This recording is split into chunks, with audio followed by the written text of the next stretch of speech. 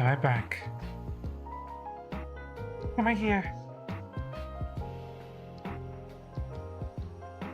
Am I fucking back?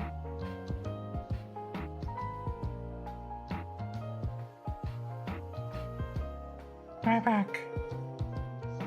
I'm back. Yeah, I'm back.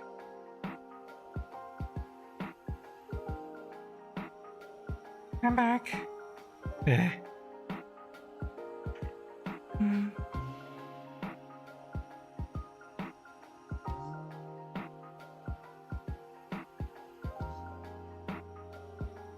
Hmm.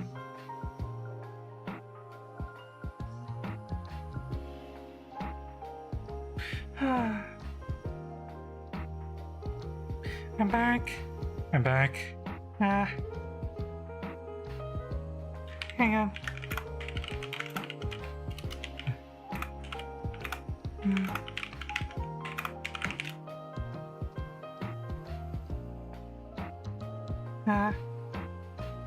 I'm back. Okay. Okay. Fucking. God damn it. You know what happened, chat? My internet just died for no fucking reason. And then you know what happened? I tried to get it to work for like, how long was I gone for? Half an hour? Something like that? No, not half an hour, for like 10 minutes? No, 15 minutes. I was gone for like 15 minutes. I tried to get it to work for something like 10 minutes, and I was like, you know what? I give up. I'm gonna turn everything off. And then it came back, and I'm like, fuck. God fucking damn it. Shit. Yeah.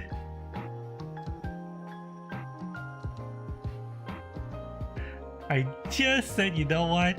I'm gonna wrap up because I don't think I'm gonna be able to do any more work, and then it fucking came back. God.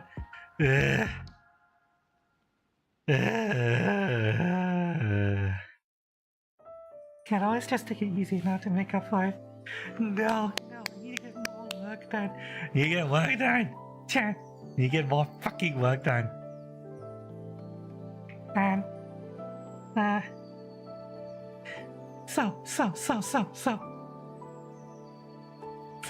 So. Let me get back into my corner. So, what was I doing? I just created some beat cops, generic beat cops. So yeah, that's fine.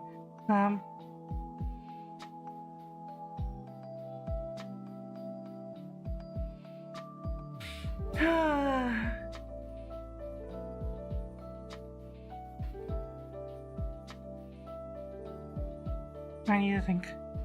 Okay, we have Sergeant Kitan, who is going to be my player character's direct superior. We have Captain Prince.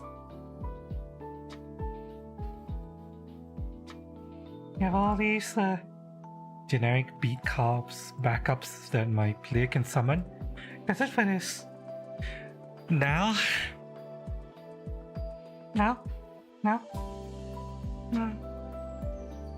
Okay. Oh, my play character. My player character got back to me. Taki. Team's physical security Rouge.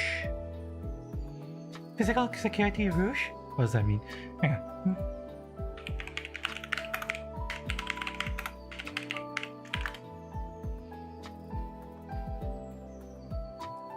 Gotta ask my player to clarify what he means by Rouge. Oh, okay. Hey, I'm back. Yeah, I'm back. My fucking internet died. I don't know why. It just did. But oh, I'm back. Okay, now where was I?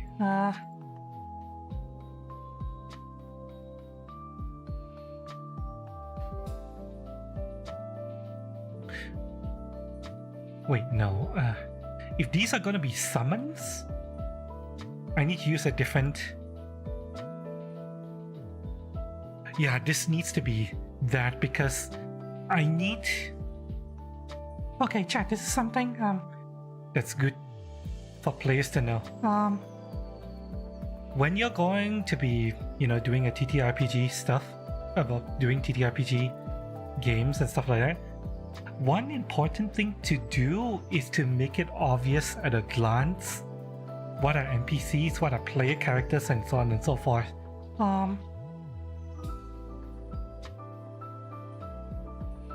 So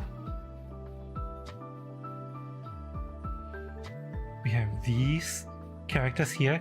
They're NPCs. They have square, white borders.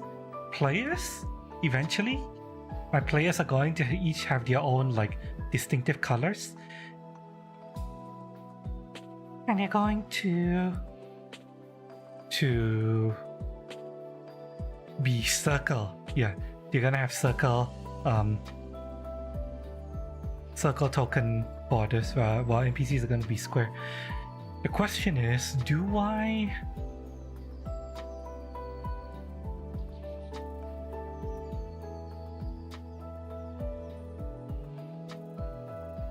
Okay, you know what? The lawman backup, I might change their tokens to this instead.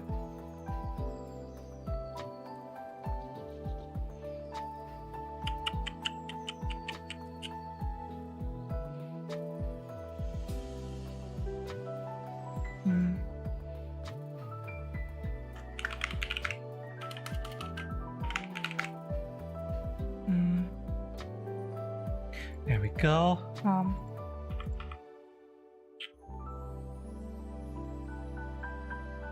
Gonna use a different token for these guys.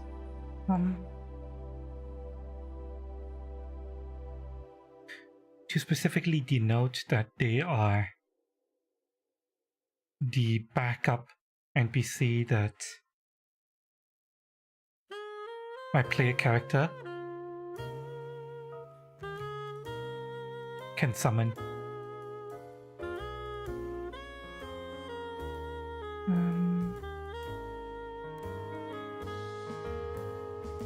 Yeah. Okay, so this is standard pickup. That's the ally that my player can summon. So at a glance, players and the viewer can recognize what is an NPC that just exists in the world and what is something that my player summons at a glance.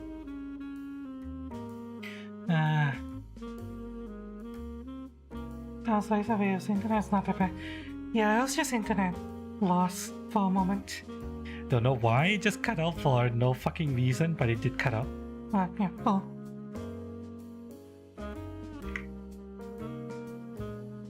Okay. Oh, lucky. Let me know if you want to sit in with me and start programming.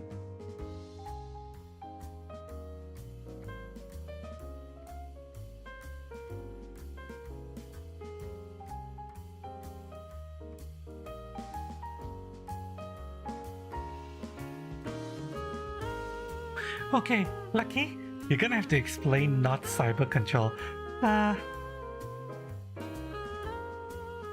Do you mean rogue or rouge? Because you're going techie be the team's physical security rouge. What is rouge? Do you mean rogue or rouge? Is it a character or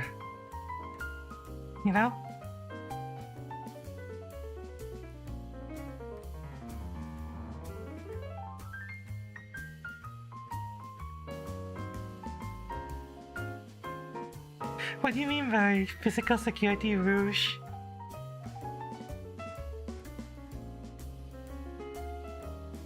Not cyber control.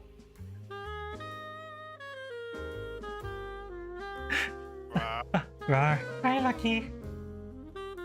So, I woke up not long ago and typos happen more often. Oh, But maybe yeah. I'll be a red rogue.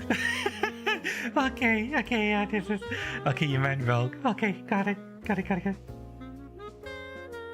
Got it.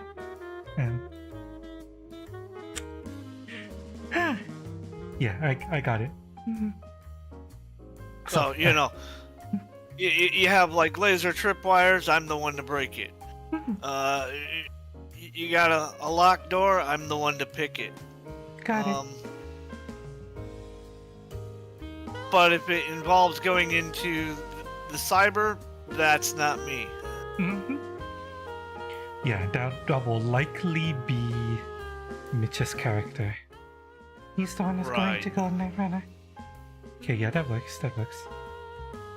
Thanks. And then, like I said, his goal is he wants to build himself his own power armor, or even mech. We can work towards it. But that's just it'll never happen during our playtime. But that's just the long-term goal. I mean, you can start like slowly, replacing parts of yourself to have the Iron Man armor. Slowly start building parts of it. That's what I mean. Right. Do you want to get in and maybe start putting together your character sheet?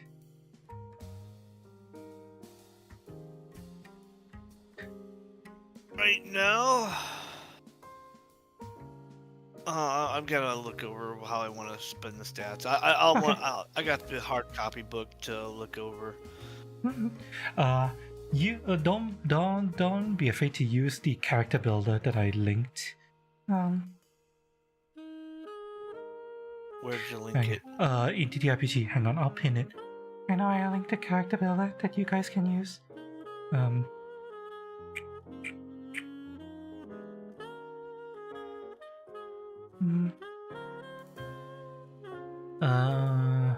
Pin message. There we go. Okay. Yeah. The message has been pinned. So, you'll be able to use that to build your character out. As all of the points allotments available for standard character.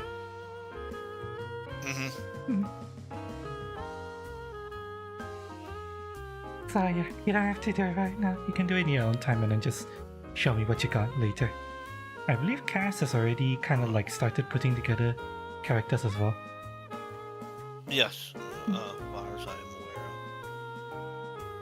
of. Which today is Kaz's birthday. Oh, it is? Oh, I need to go and wish happy birthday later. Yep.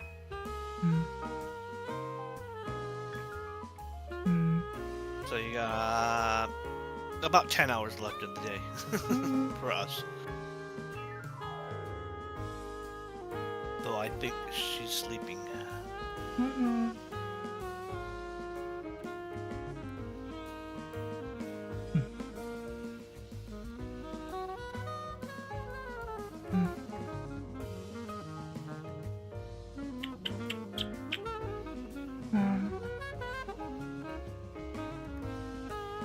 gonna let you get back to it, and I'll just be looking.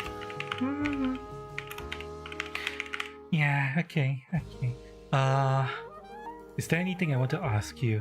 Oh yeah, I mentioned this directly to Ganon, but I leave it up to you where you want to be based, but Ganon himself is probably going to be based in Haywood.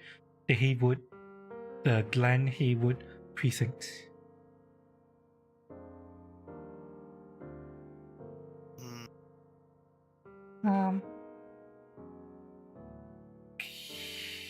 If you need a cyberpunk map, I'm going to link it to you guys. Oh no, I've got maps of Night City.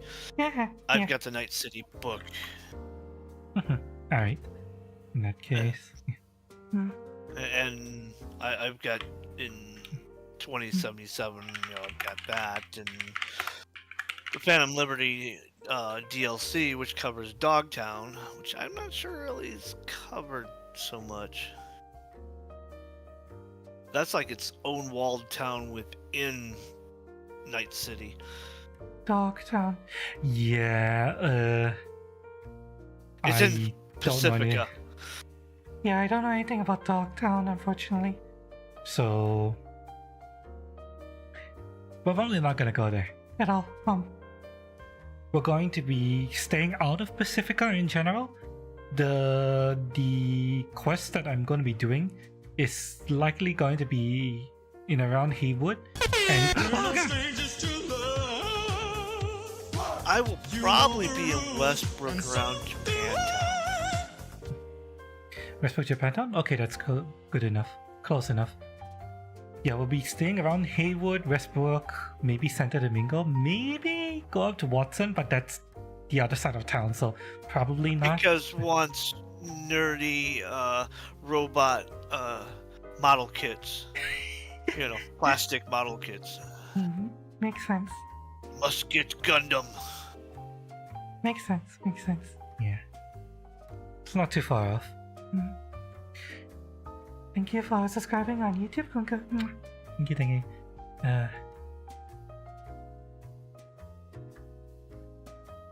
Also, sorry, I don't know what Oi Salve means. If they're from Brazil, it's probably Portuguese. So, I don't either. Yeah, I don't know what that means. I'm sorry. I only speak English.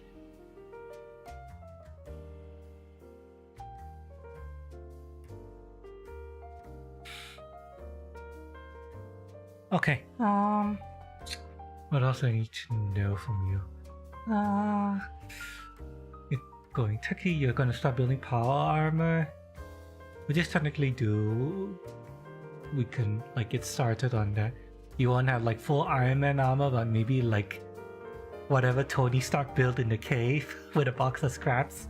That kind of tech level, probably. I'm not sure I would even start with that. It'd be something I'm working on. We'll see what we can do once you've rolled up your character. Yeah, I mean, cost-wise, the power armor, I've got rules for power armor. It's expensive. I'm gonna need to look at those rules as well. We'll see what happens. Oh, yeah, I'll commit to all that once. You might be able to find something online. Look up for Cyberpunk 2020. It was called Heavy Metal, I think. And that contains the power armor rules? Yeah. Then they got rules in there for making power armor and tanks. Light tanks. I'll see what I can do.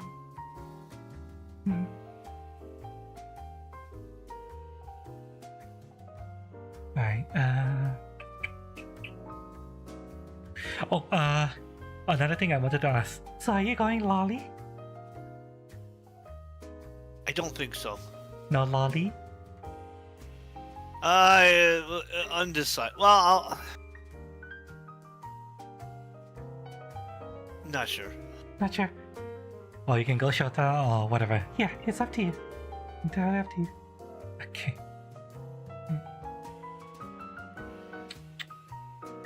Because there's the whole maybe Tiny Tina route from Borderlands. What is the Tiny Tina route? Oh, she's a little psychopath. Of course, that's more explosion route.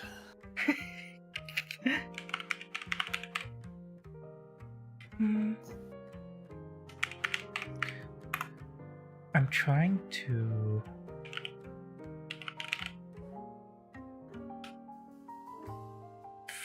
figure out. Yeah, Santo Domingo?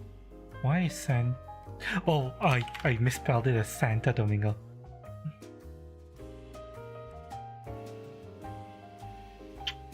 Happy hour. Don't worry about it, chat. Don't worry about it. Thanks to Studio Trigger. Lollies are canon, yes. What's I the mean, gang? Rebecca was a lolly, but she was in her 20s. Yeah. What's the gang that operates in Santo Domingo 6th Street? That's the military gang. The USA. USA. And then Haywood.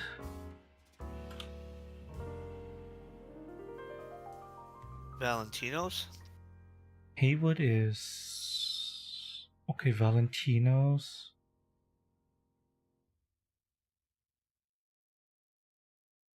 Wow.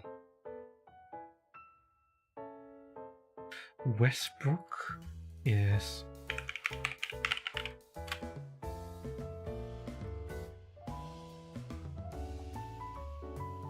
That would be Tiger Claws, I think.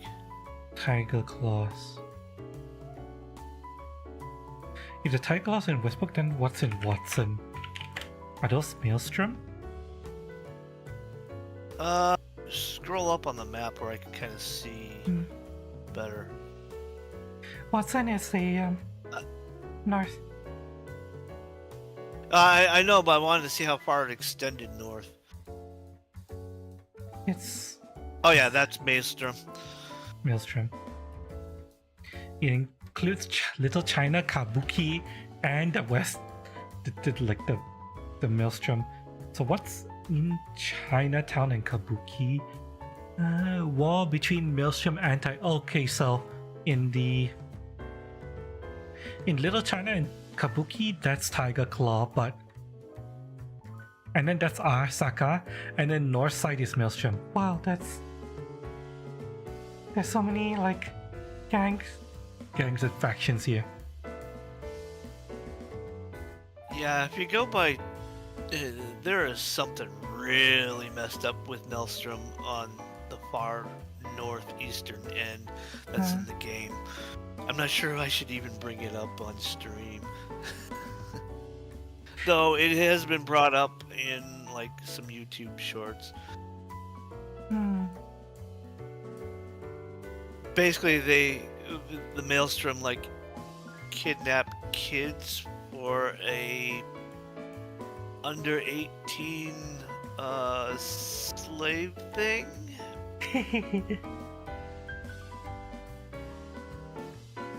When you play the game, you go up there, you find this guy who'd been killed, and you find a message saying they tried offering his kidnapped daughter to him. What? Oh, I'm kind of interested in exploring that actually. I'll review later. I'm trying to think up. I already know what I need to happen. I'm trying to think of which faction should be the opposing faction for this gig. I'm kind of caught between... Actually, I don't necessarily need it to be one of the big major factions. I could just have it be scabs.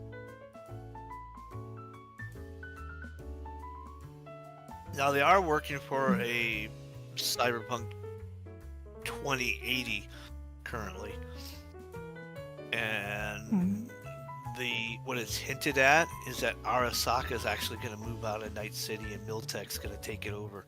Oh.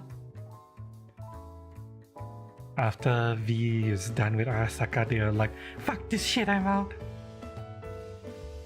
Yeah, there's like in the current game, it's insinuated that they want to get out of there anyway. And of course, the whole thing that's gone on with within the game, yeah. Now that the old man's gone. Oh, I need to look up something lore-wise for Night City. How busy is the port in Night City? Well, Well, considering air flights aren't a big thing, there's some, but most you have more water transport between other countries than you would air flights.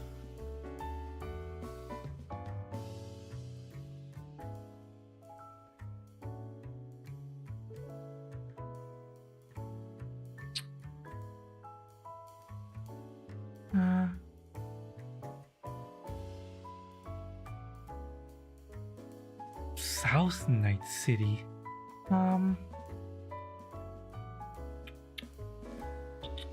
Because we have an Arasaka waterfront, we definitely have some stuff that looks like ports and piers around here.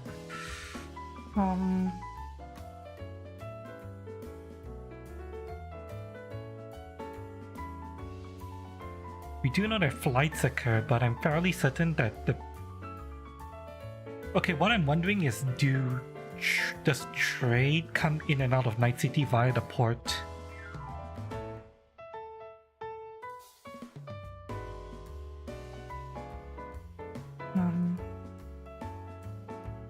I think for the most part, yes.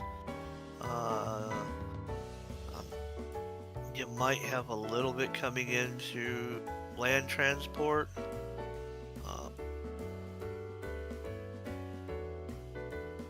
Okay, so according to there's like ports all over, but the specific port of Night City is in the Glen. aka Haywood. Okay. So that works for me actually.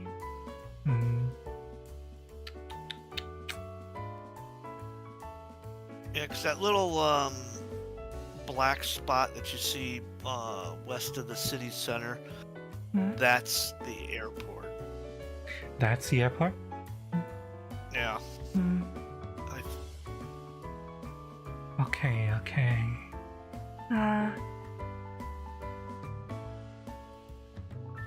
I'm probably going to go into the game and tour the Arasaka waterfront, but I'm fairly certain there are also like docks around there. Looking at it.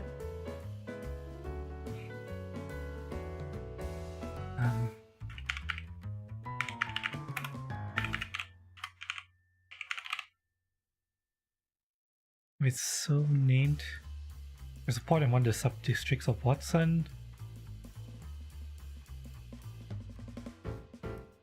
Hundreds of shipments come through the waterfront every month.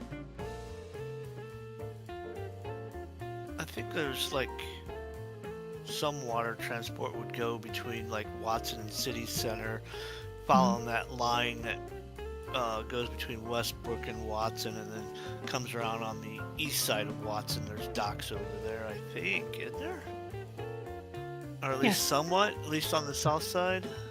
Yeah, there's docks along the Arasaka waterfront, so named for since Arasaka's operating that. I'm fairly certain there's some docks in Glen, south of Haywood as well, and maybe there's some docks like right next to the city center. I'm looking at these things. Are those docks? I'm gonna have to visit them in game. But these looks like docks. West of downtown. It's more like beachfront property along Haywood, but maybe toward the city center end, that might be some docks. Yeah. Because you have that like Cyber Psycho, where it was actually a soap opera that the chick went crazy and thought it was real. Real, not. Yeah. That was on the southwestern side of Haywood along the waterfront. Yeah. Okay. And you didn't have much like cargo docking going along there.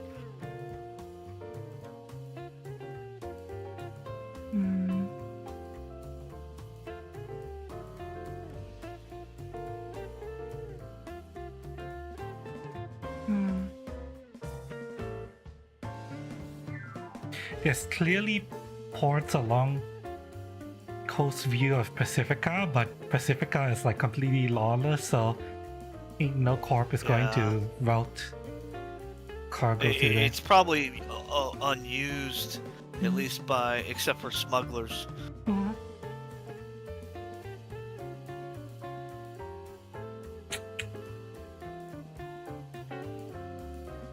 Okay, now that I have that in mind, I need to look up some battle maps.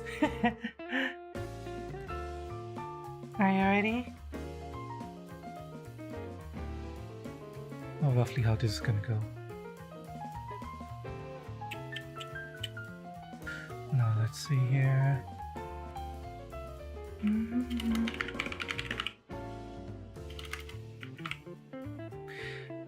I do want to run this really, really badly.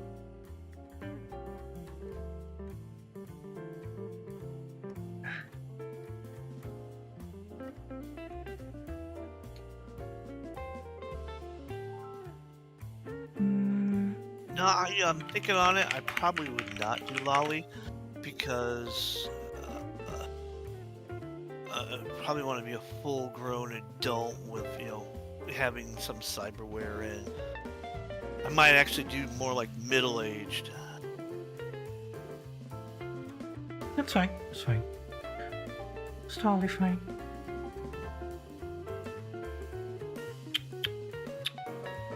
Trying to see. Ooh, this is good. This is a perfect warehouse.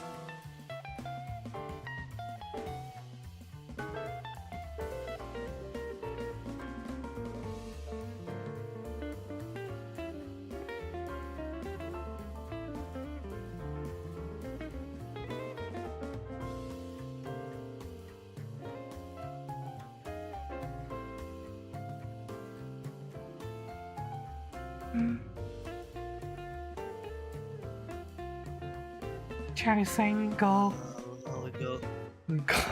lolly so you can crawl through small holes. I leave it up to the players what they want to do.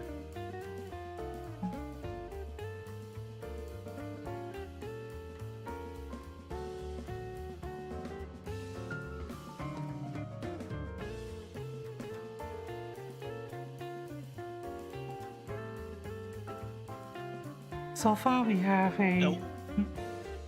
Now, one thing they don't really cover, but there is cyberware that basically turns you furry. Or even in between. You can have actual cat girls in Cyberpunk. Oh, yeah. I mean, they replace the ears with little cat ears on top of their head. They'll have a tail. Eyes placed out to be more cat-like. I am not surprised. In fact, I'd be more surprised if such a thing didn't exist.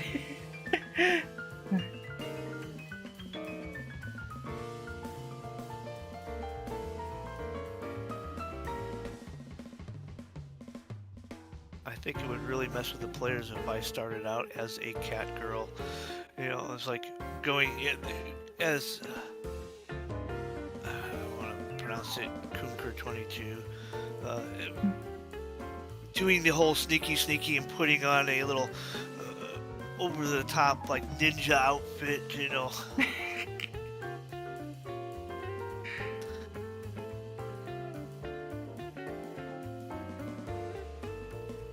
Yeah, I'm leaving. I'm okay with running whatever the players usually want. Currently right now we have Lucky, who's gonna be a techie, gradually working towards some kind of power armor. Up to Lucky what physical characteristics he wants to have. We have Cass, who's gonna be a mad doctor. We have Mad Back Alley Doctor specifically. We have Mitch, who is, last I heard, he's still interested in Netrunner, a mind-breaking Netrunner. We have Ganon, who's going who really wants to go towards Robocop. It is policeman. And then we have White Jackal, who wants to be a fixer, but I don't know how he wants to play the fixer. I have no idea what type of fixie it's gonna be.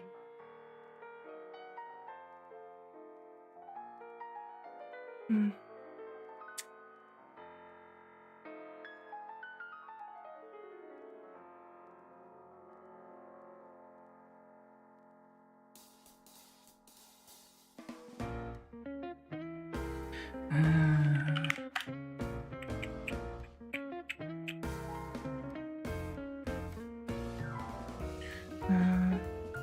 Okay, let me save these images. I'm going to rename them later. I'm just going to save them first.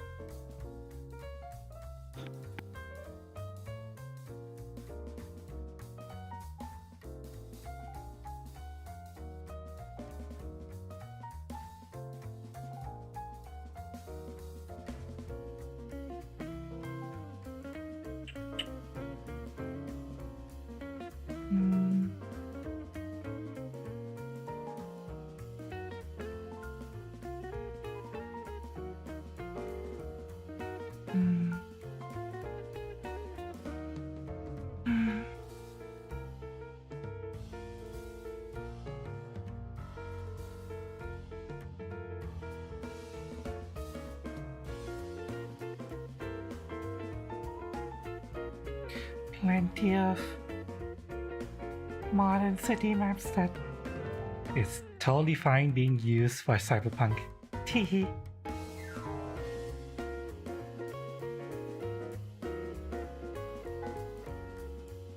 Okay, the power armor and tank rules was called maximum metal.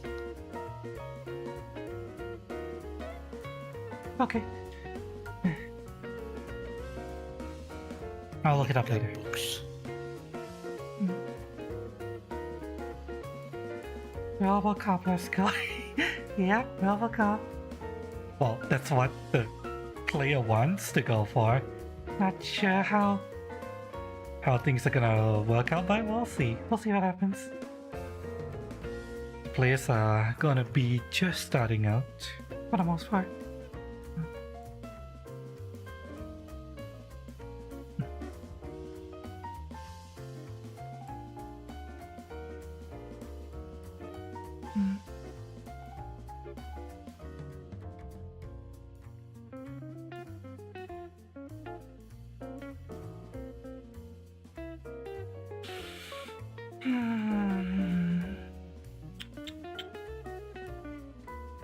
Okay.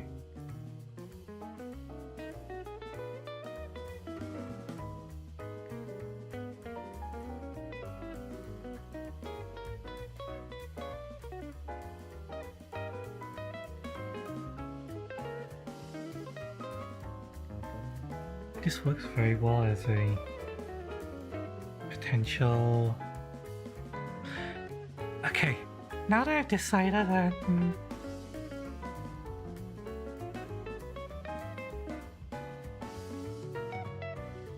where the quest is gonna go, I just need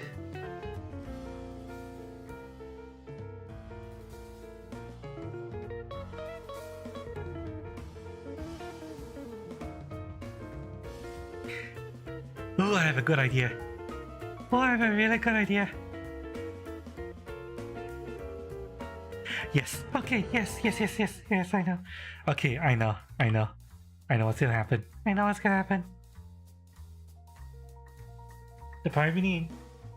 One of the primary antagonists for the quest is gonna be Tiger Claws.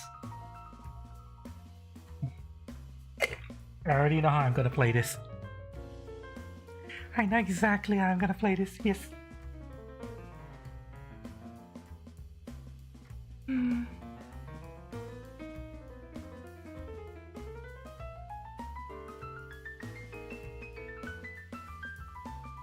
In fact,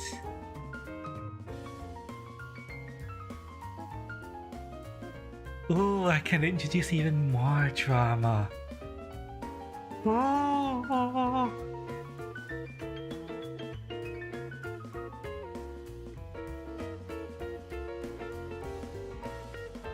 Yes, yes. I can't mention what I'm thinking of right now, but I know what I'm gonna do. Okay. I need a very specific character's image. Hang on. Let me see here.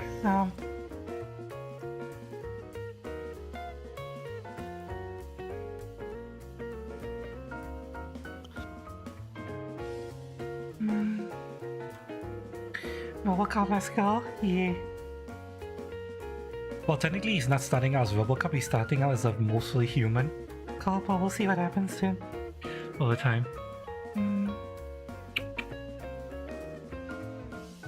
Do I still have that?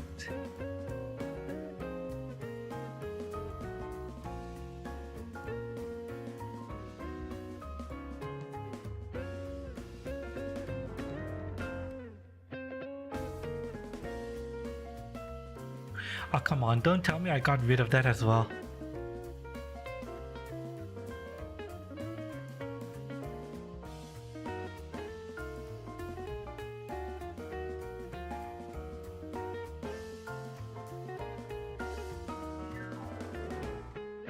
Yeah, I got rid of it as well. Fuck. Fuck, okay, never mind.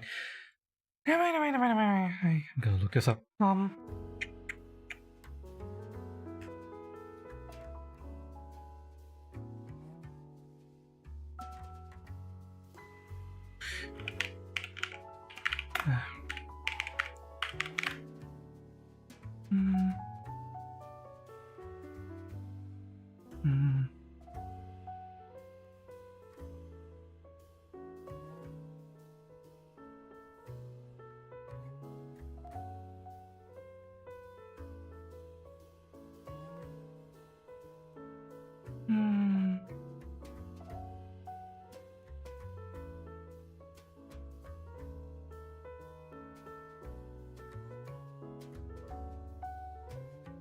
Yes, I know exactly. Okay, I need to look up.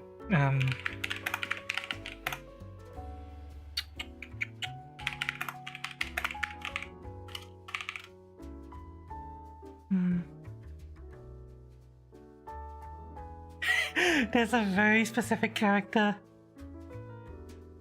that I need. I'm going to have appear. Let's see. Black Lagoon.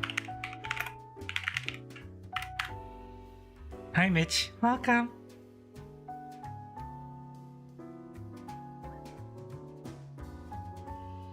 Oh, you're there? Okay. I'm getting quite close to being able to run my Cyberpunk campaign, actually.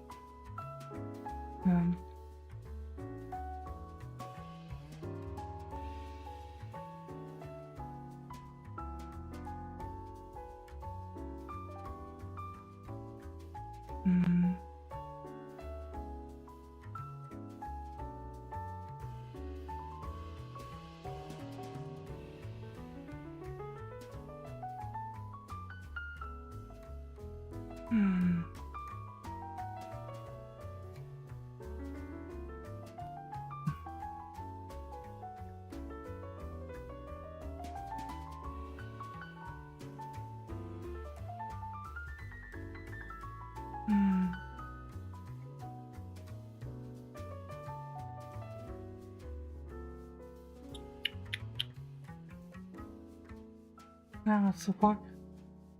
Worker for the week, dip bacon in eggs and hash browns for less than mom. Bought back some KFC.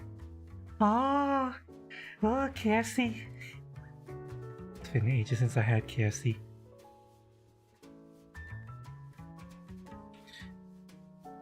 Proper KFC. So I sent you an image of a cyber cat girl.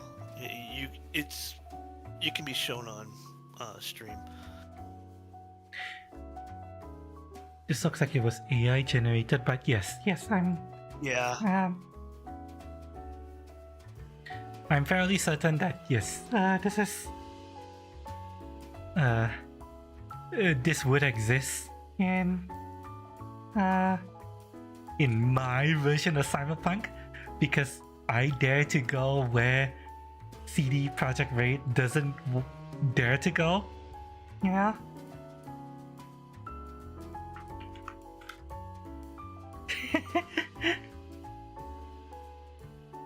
Considering what goes on in the rules of Cyberpunk, this definitely exists in Night City somewhere. Oh yeah. But CD Projekt Red, no, we can't have that. No, fuck you, CD Projekt Red. This will definitely exist. The same way, yeah, of course, and I would probably have exists. the whole cyber arm too, so for the tools and whatnot. Mm-hmm.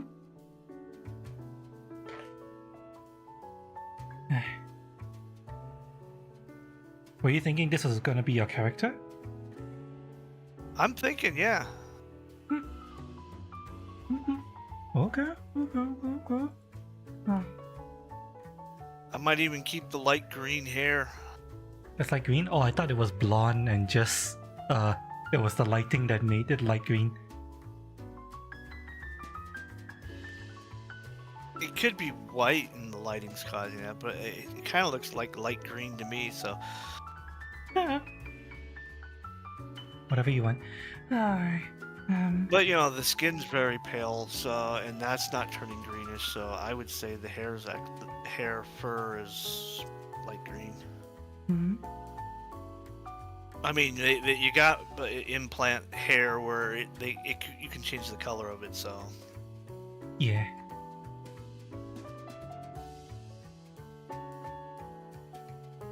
Which, in the cat option thing, they actually have the synthetic hair, so...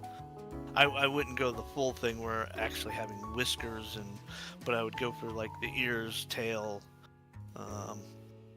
eyes looking more cat-like. Though probably one eye is going to be a cyber eye. Mm-hmm.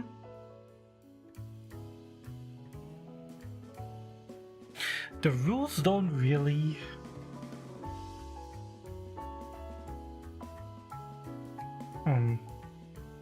Okay, so technically everyone has a neural link, the neural port with the HUD. But the HUD is not actually part of the eye. The HUD is actually being transmitted directly into your occipital lobe.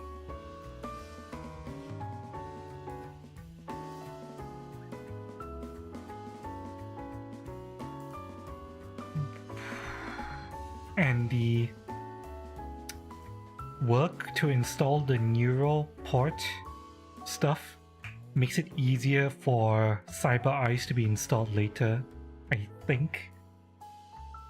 I'm trying to build out the world in my head and how things work. I think that's how I'm going to describe how the whole neural port and cyber eyes and augmentation works.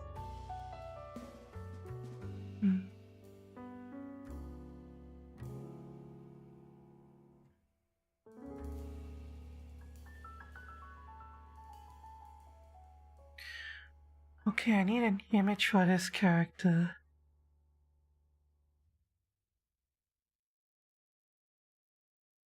Also, I need to check something. Meredith Stout.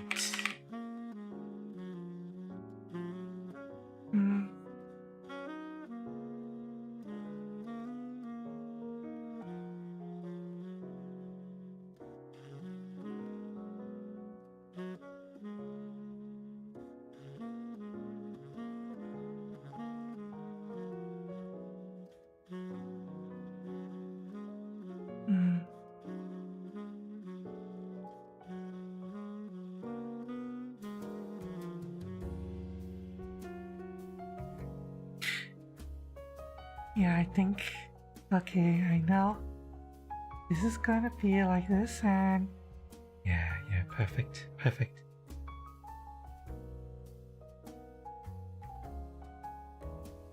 Now I just need a picture of this character.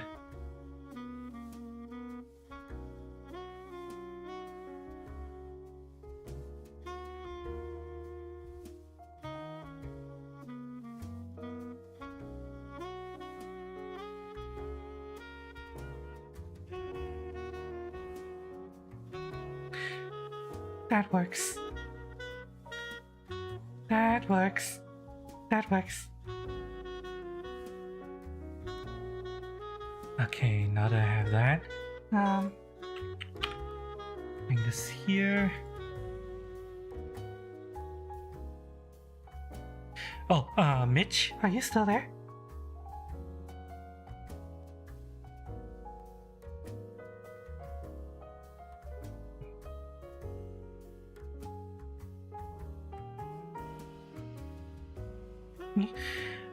Given any thought yet to, I mean, I know you mentioned you wanted to be a little bit mind-breaky, Netrunner, but given any more thought yet to what your character looks like, how they're going to be, portrayed and stuff?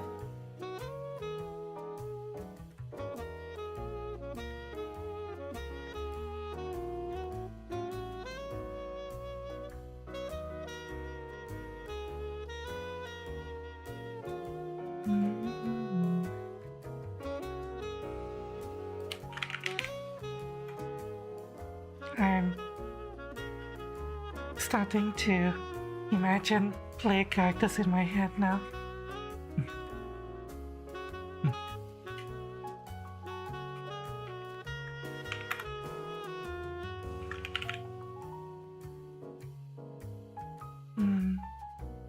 I need to read the book. Fantasize to become severe.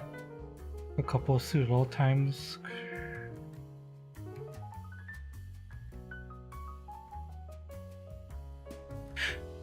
You're going corpo. I thought you wanted to be Netrunner.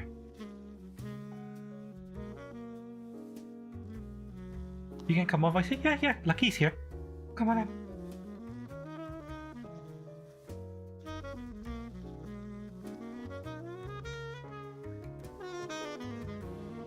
Or do you want to be a Netrunner who comes from corpo background? I think we mean corporate background. A Netrunner with corporate background. Okay.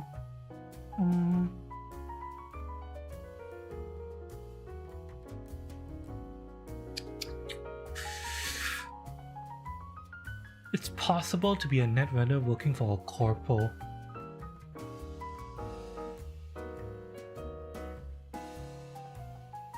Or I'm trying to picture the character. Is it more like a Netrunner who happens to work for a corporation, or a corpo guy who dabbles in Netrunning? Oh, hi. I was working under the assumption that the corpo thing was a background element that wasn't like a character class, so to speak. So, I definitely want the character to be corporate in the sense that he's all about the money. He, like, sociopathic, very little value on human life sort of thing. Like, I want this guy to be an absolute fucking evil person. Because I've played good characters in all of our other TTRPGs. I want to flex. Okay. I want to flex my alignment a little bit here. Okay. Okay, it's gonna be funny that Cybercop is going to be, RoboCop's gonna be our moral guidance. I had a nickel for every time that happened. I'd have 2 nickels, which is not a lot, but it's weird that it's happened twice. Okay, here's the thing. Technically, corpo, as you understand it in the Cyberpunk 2077 game, is a class called exec in CP Red. And it plays completely differently from the Netrunner class. Different background as well.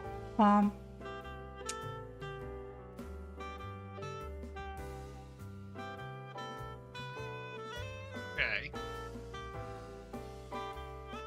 In this game, the class kind of also partially informs where you come from. Although you can like bend the rules and stuff like that, change things as you need be. So I'm trying to picture like, is your character a corporate executive who dabbles in net running, as in an executive who actually gets their deity themselves? Or are you a net runner who just so happens to work for a corporation? I'd like him to be on the bottom rung, just because that's where that's where you always start in this sort of thing. Maybe he thinks he's higher up than he actually is. He would definitely be like down on most people who aren't corporate in some degree, because it's like just they're plebeians, more or less. Okay. But he's probably only like one step above them in truth. Okay, so a net runner who works for a corpo. Okay, that's very interesting. If you want to be a net runner who works for a corpo, do you have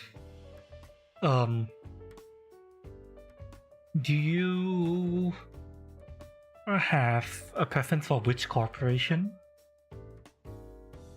Can you run me by them? Like which one's which? Well, we have Arasaka. If you know Arasaka.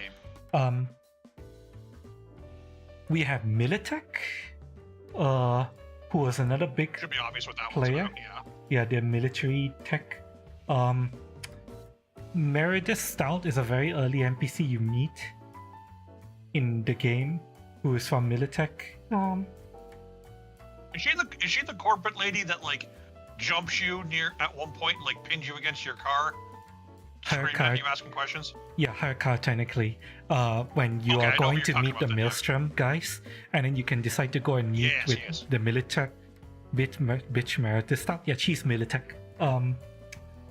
Let's see. Okay, so I know what you're talking about, yeah. If you watch the Edgerunners anime, I believe I did. I mean, we watched it together. Yeah, I believe. What was her name? Lucy? Was her name Lucy? Yeah. Yeah, Lucy's family comes from Militech as well. Okay. If I'm not mistaken, let me double check. Let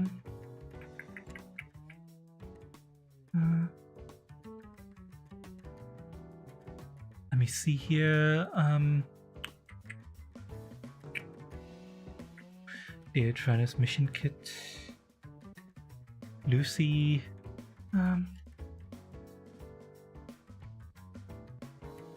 Wait, no, she comes. Her family is linked to Arasaka. Okay. Not Militech. It's Arasaka, the rival. Okay. Let's see.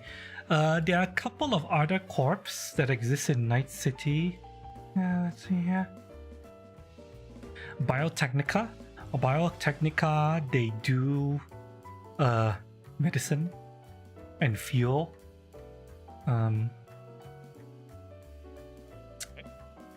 And food. And food, yes.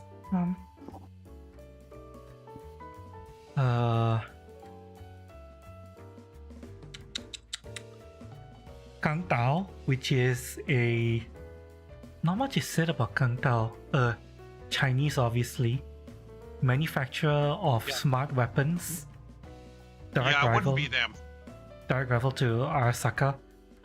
Hiroshi Optics. Yeah. They manufacture your eyes.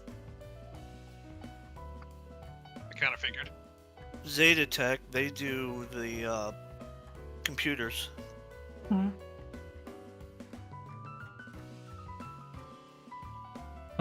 Trauma Team International, who are basically the hospitals, the medics. I know what the trauma team is.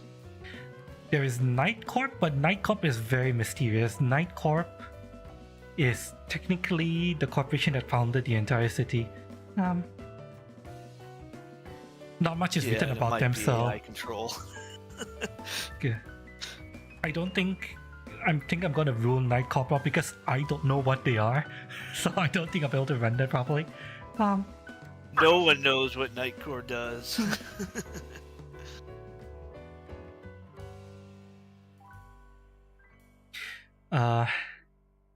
So yeah, that's your major corporations. I'll just let you know, Ganon's cop is likely going. Well, so far this just been spitballing, but he might have some ties to Arasaka via the Danger Gals, which Okay. is a Arasaka subsidiary. Okay. So yeah. Now, when you're starting your background, you can Yeah. start off that how well corporate your family you're from, including corporate execs. Where you grew up, you could have grown up in a corporate tower, and you had training at a corporate school. Yeah, definitely. Mhm.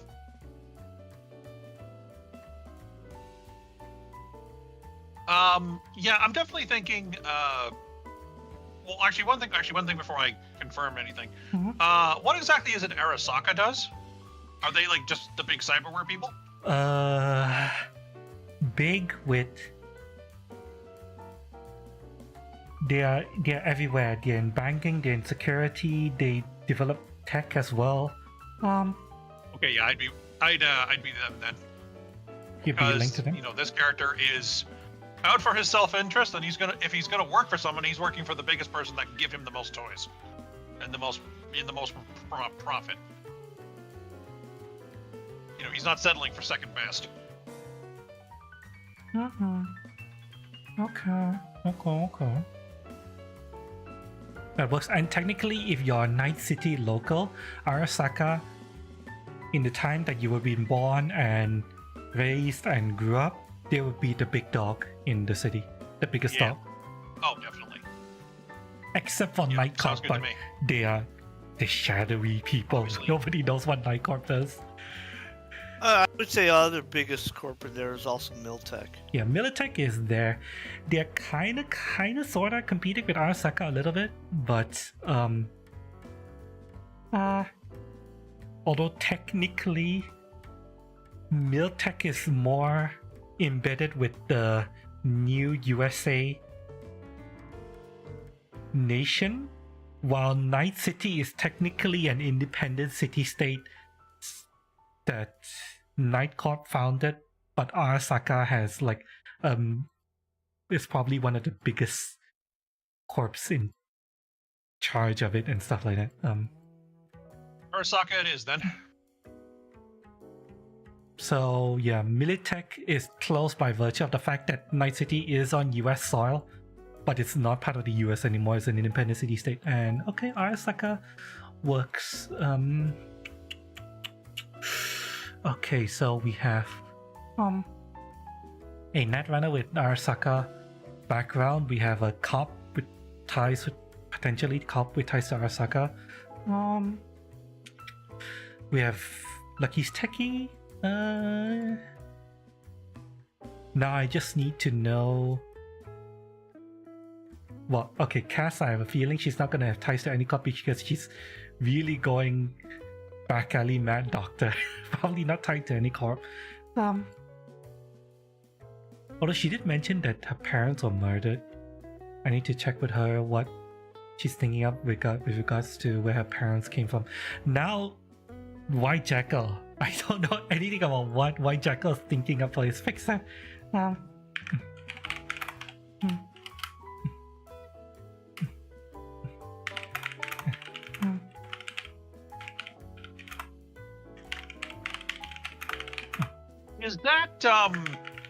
Is that program that Lucy mentioned in the anime a thing in the tabletop? That thing where they were basically sending kids into the old internet and they were kind of getting mulched up fighting cyber demons and shit. It exists in the lore. Yeah. I could, if he's a corporate netrunner, I could see my character being one of the people that were part of that project. Maybe something pulled him out at the last second, so he didn't actually go in, or maybe he did go in and came out alive, but probably doesn't want to be anywhere near it anymore. Or maybe he does, but they cut him off the project because maybe he knows too much or something. I don't know. No, here's the thing about Arasaka. If you went in there, if you went in there and you have an Arasaka background, you were sent there by Arasaka. They would have been training you for this specifically. You are basically their dog on a leash. That's how it would work. Okay, so they wouldn't. They wouldn't let you go. They would. I could still work with that. Possibly. Depends on exactly what you mean by dog on leash. Like, because I could still be a self-serving jackass, even if I obey the larger self-serving jackassers. The big basically the program to go diving into darknet. The children are basically sequestered away in this deep dark facility. They do not get out. Lucy was the only one who got out because she escaped, and she is on the run. That's why, even though her mom is tracking her down, and she knows that her mom is tracking her down, anytime she thinks her mom is getting close to finding out where she is, she disappears. She books it. She travels to an entirely different part of the world. Okay, so probably wouldn't work then. Yes. This is interesting. I'm looking at the 2020 Night City book. The Valentinos and the Tiger Claws were actually small clans back in 2020.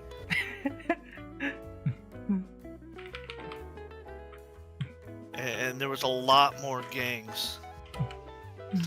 A major gang was called the Bozos. They dressed up as evil clowns. Oh, Jesus. I mean, that's a face.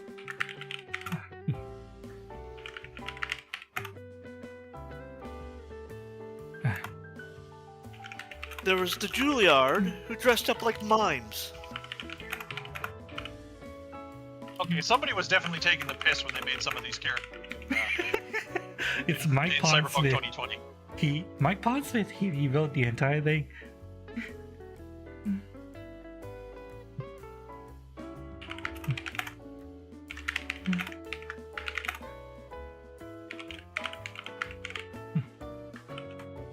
The Philharmonic Vampires. Oh god. Vampire posers.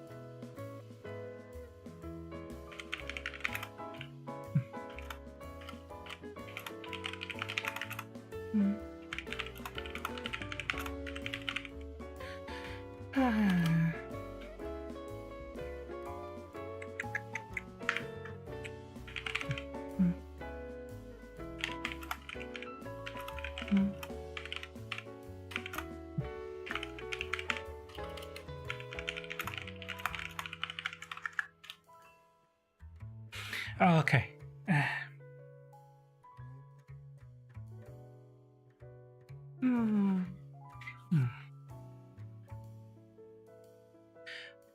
One thing I'm gonna need to work out with you, Mitch, is whether you're technically still employed by Arasaka. I could see them having him by the balls via a debt that he resents but has to work under all the time. If that's a possibility. Well, it's more of are you a freelance contractor or are you actually an employee? That's what I was thinking.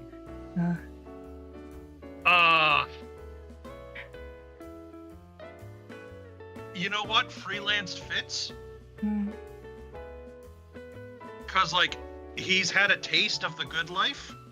but you know, the good life is expensive, and he's got to make the money, right? Okay.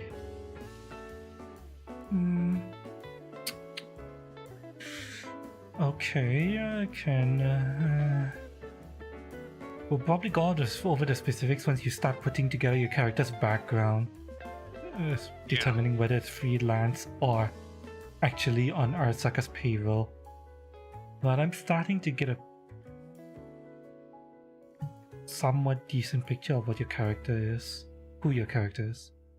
I do hope that picture is of a scumbag, because I'm really trying to push this here. Okay. A scumbag Netrunner with ties to Arasaka, possibly a direct employee of Arasaka. Okay. Yeah. I mean, you could go for the whole like Men in Black look. You know, the Mr. Anderson.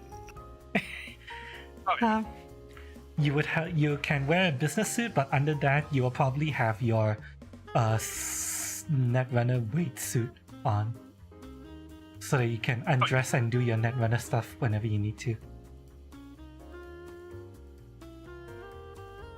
I don't think that's a necessary component. It's not necessary, I just think you just got to be plugged into your. You just plug into your deck. The suit helps keep your body cool. I think with like. Yeah, because you're literally overheating like a CPU that's being overused when you go in there. Right. That's why they always had the ice bath in the anime. Yeah. Ice bath is the cheap way of doing it, and then you can have like the bodysuit that Kiwi and Lucy wears. Technically, that also helps. Yeah. Okay. Yeah.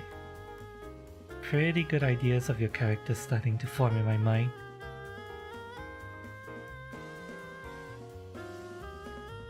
Okay. Now the only big question mark I have is why Jackal, because all he's mentioned so far is Fixer, and he wants to get people to do shit for him, but beyond that, I don't know anything about his character.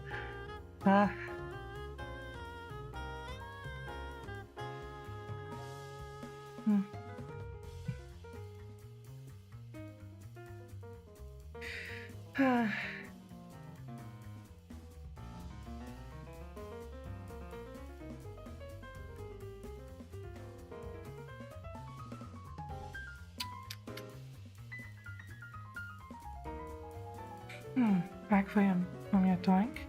I got two of my plays in here, and I'm building up helping them like get a rough idea of what their characters are like, which also would help me put things where they need to be in terms of my campaign.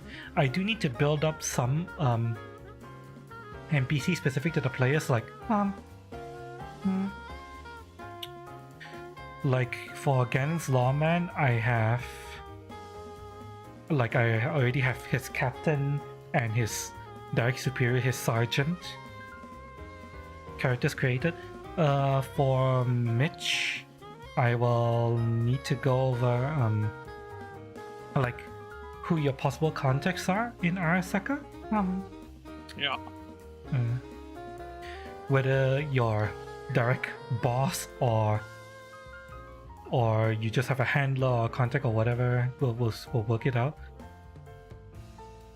I could see it being a lady handler that the character is very misogynistic towards. When you can get away with it anyway. Okay.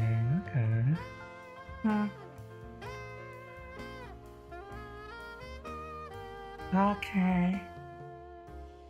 D&D Cyberpunk, specifically Cyberpunk Red, with the Edgerunners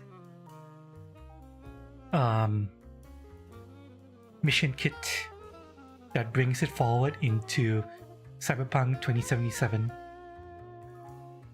If you're unaware, Cyberpunk Red is the prequel to the CP 2077 game story, kinda.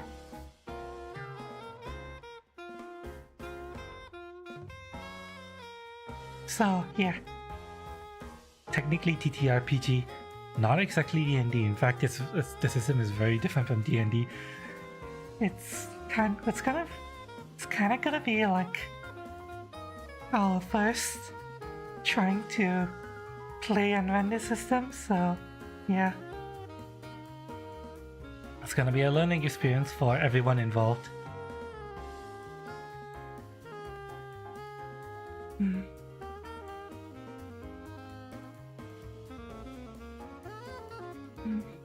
TPK day 1. No, It could happen. Fine.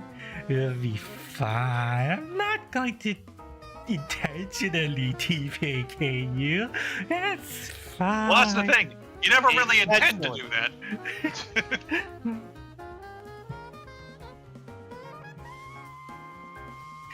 fine. Don't worry about it. Don't worry about it. Don't worry about it. It's fine. It's fine. Being passed off from video games up to the semi-current timeline.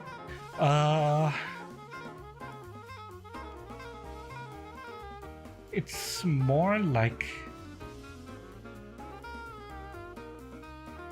Yes. uh, The answer would be yes. yeah, kinda, because Cyberpunk Red takes place in the 2040s, which is you're basically playing during the time of Johnny Silverhand. Yeah. And then 2077 is V's time. I keep telling you, Johnny Silverhand was 2023. That's when he blew up Arasaka Tower. Really? He blew it up Yes. that long ago? Yes, Johnny Silverhand was a player character from the Cyberpunk 2020. Then why does Cyberpunk Red start up with some weird story involving Johnny Silverhand? Huh? Mm.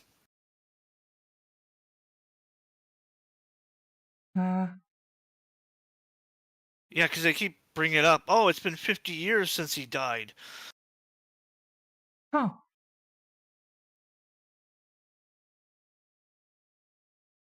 Interesting.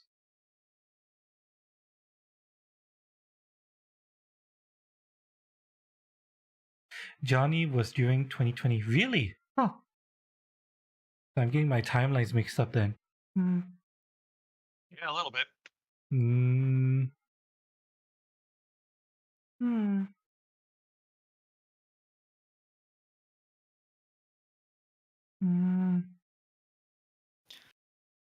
And while Blackhand Morgan was actually one of the creators' characters, so that's why they don't really bring up what happens with him. They want to leave it vague specifically.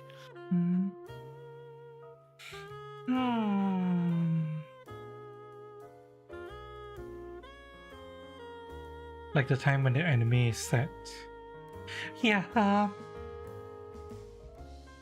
the anime kind of like fills out the world a little bit more. Just a little bit. Okay.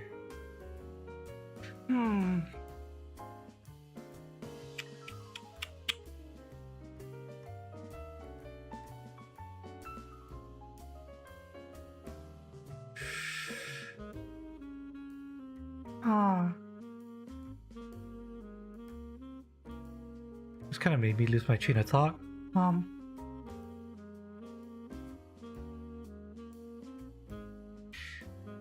Okay, never mind.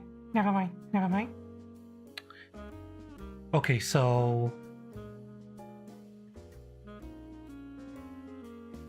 yes, the Edgerunners mission kit brings it forward a little bit to 2077.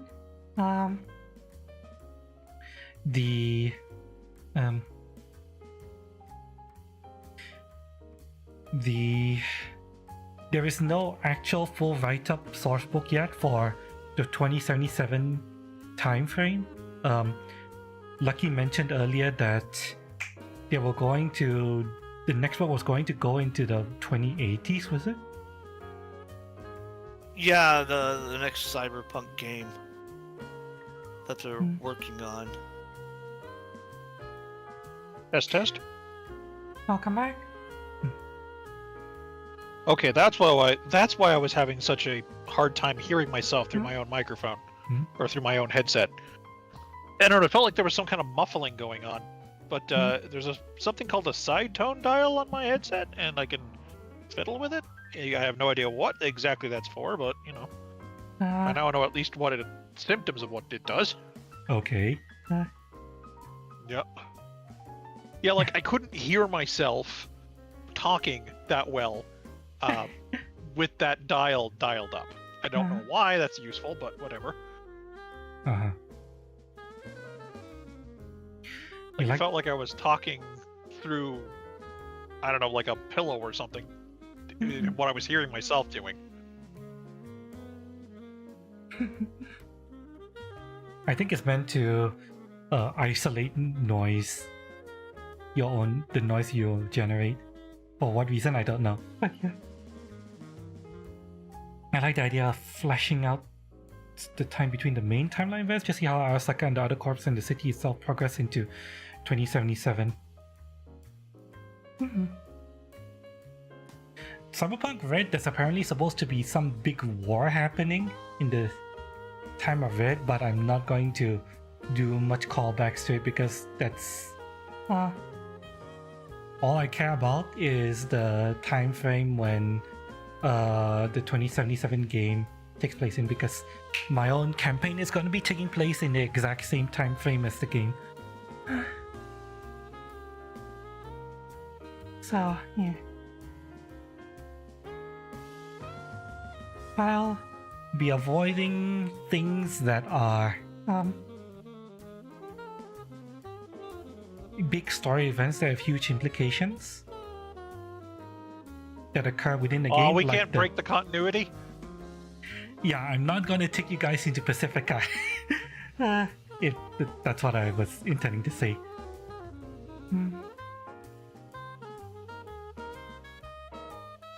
Because V exists in the world. V is going on his own, like, personal war against Arasaka, and you guys are going to be in the middle of it. Whatever V ends up doing with the voodoo boys in Pacifica, I'm going to leave that up to, to the game to figure out.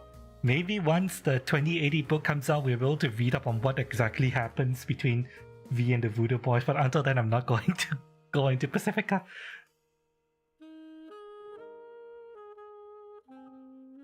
I believe I already mentioned this to Ganon, but just to let you know, Mitch, Ganon is probably going to be based in Haywood, Glen and Haywood. Okay.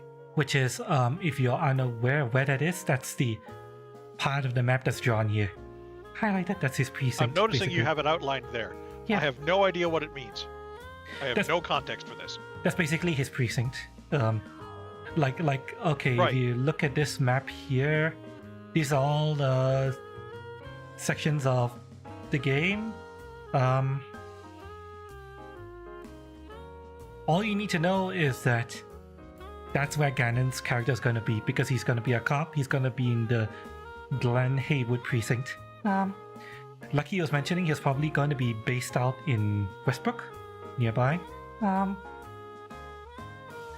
Specifically Japantown. Japantown. I wonder why. For you, if you're going to have ties to Arasaka, you are going to be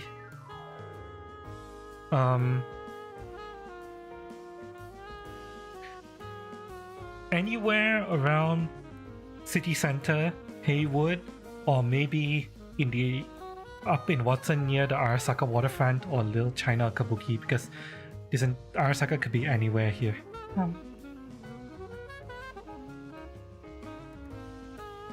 You can figure out where you're based out of later. If you do want to have the Yeah. corporal life with the whole suit and all that, though, it'll be closer to the city center. Okay. Let's see what else. I don't know where Cass is gonna be based off of, but if she's gonna be back alley doctor, she's probably gonna be the Glen, maybe Arroyo. Or if she wants to be really far away, she can be in Northside with Maelstrom if she wants to be that crazy. Because what she's mentioned of a character so far, Mac Doctor, who's all about wanting to replace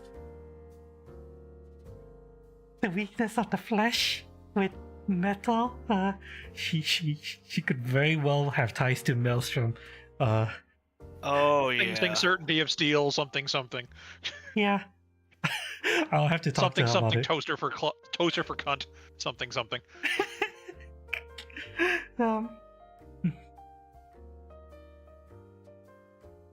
Okay, keeping that as a note, I may call her toaster cunt. I mean, Because the character is not going to be a nice guy. well, I've not stressed this enough. well, I mean, the rules for chrome dicks and chrome vaginas exist in the CP Red system. It's something you can buy. It was surprised. originally in 2020. Yeah. Oh, there's one mission where you get a guy who has a malfunctioning Mr. Stud. You have a time limit on driving him to this other cyber dock across town. In different playthroughs, I've successfully gotten him there in time, and he'll send like some extra money back before then. But if you don't make it there in time, his body explodes. Yeah. He jumps out of the car and he goes, and it's arms and limbs elsewhere as his dick explodes.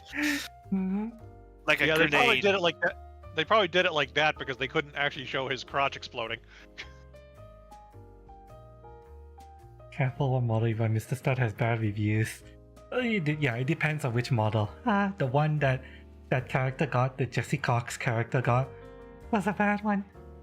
Just make sure you when it involves your junk, doesn't matter whether it's Mr. Stud or Lady Midnight, get pay the premium price. You get reviews.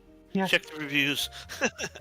And don't go for the one that has the reviews that are lots of 5 stars. Go for the one that's like 4.5 and it has like several thousand reviews. That way you know that they're actual people and not bots. Although come to think of it, would bots be that much of a problem in 2077? AI does exist. Probably even more so. Yes. AI does exist in 2077. In fact, yes, but would people be using it to be like shitty spam bots? Is what I'm wondering. No, in fact. Well, it'd be the corporations themselves Yes. botting their own stuff, giving good reviews. True. It's not that. AI is technically outlawed in 2077, although they do exist. They like they are had under the The jurisdiction. guy in the like the limo one. I remember Yeah, that. Delamain is technically AI. He's technically supposed to be illegal, but he's allowed to exist because of his special circumstances. But AI is under the purview of, I believe, Netwatch, which is another major power player, but they're not a corporation. They are, or at least not exactly a corporation. They're more like tasked with making sure that the black wall stays up and doesn't collapse. They're more like a government agency than a corporation. Yeah. There's a difference.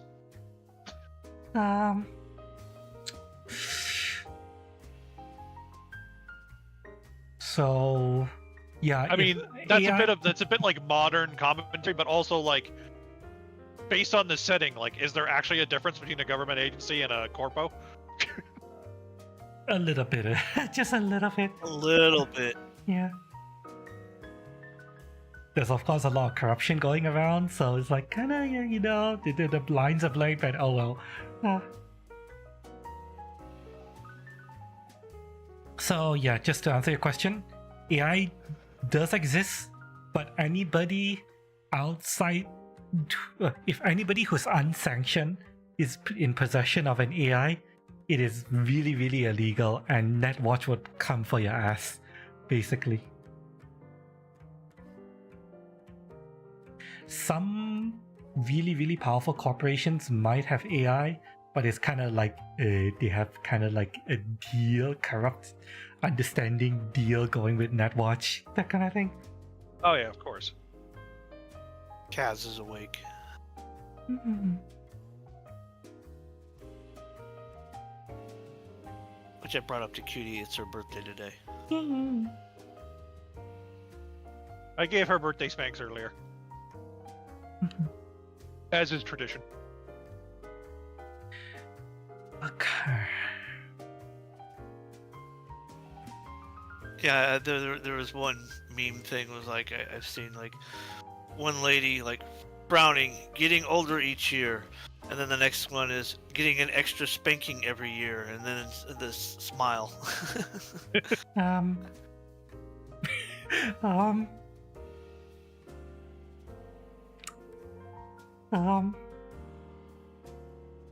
I don't want to think about grandma getting spanked. Thank you very much. Why would you spank your grandma? Yeah, I don't want to think about it. Fucking.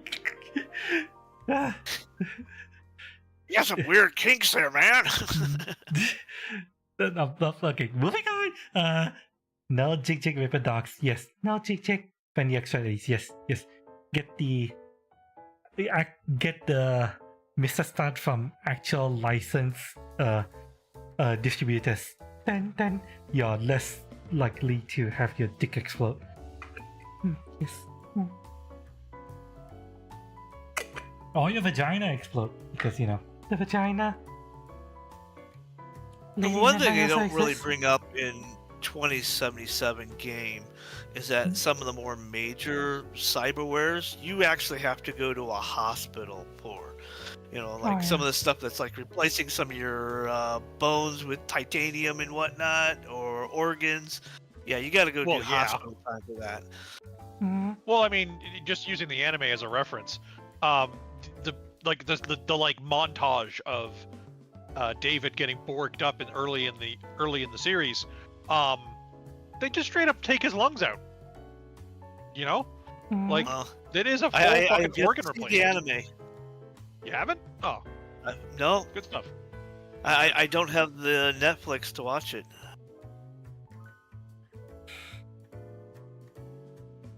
Yeah, the game kind of like sidesteps it by just having you visit the Ripper Docks, but for my campaign specifically, I am going to make the facilities that the hospital provides important. So even though Cass is going to be a back alley doctor, there is going to be a difference with the medical care she can provide. I'll tell you one thing, my character isn't going to trust her with a 10-foot pole with any sort of cyberware installation.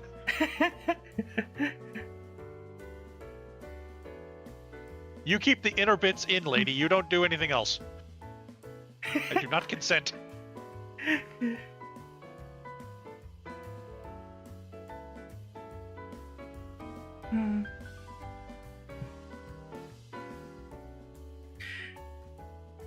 Yeah, but my character might be the one making the cyberware.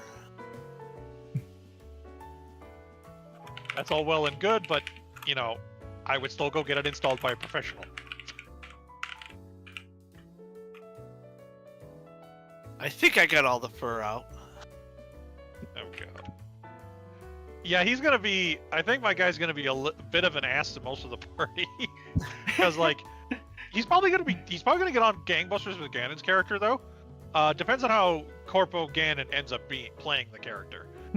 Like, if he feels like he's suffering under the yoke of being a Corpo character, then, you know, my guy's gonna be like, pussy. But but if he's like, you know, by the book, by the rules, yes sir, Arasaka sir, sort of character, Then we'd be getting along like gangbusters. Nah, Ganon is going to be a cop with the NCPD. And Right. the ties he has with Arasaka is kind of like, maybe stuff on the side Nebulous? kind of thing. Things that are... I mean, if he's a freelancer too, that's professional courtesy at that point. You know, like lawyers and sharks. I need to work with him a little bit, but what I'm thinking of right now is that Ganon's probably going to be one of the, cops in the police department that Arasaka might, put some use as to get things done the way they want to. That kind of thing. Yeah, Really I put can much see it. thought or looked up. Are the cops operated by Nightcore? They are I know they were kind of more privatized, but and Max Tech is completely privatized, and they sell their services to Night City to do the work they do. They are technically the Night City Police Department. They are technically not a corporation. Well, they're not supposed to be, but they did become privatized, and it's a shit show. They basically became even less effective when they became privatized, but I think they're still funded by the city.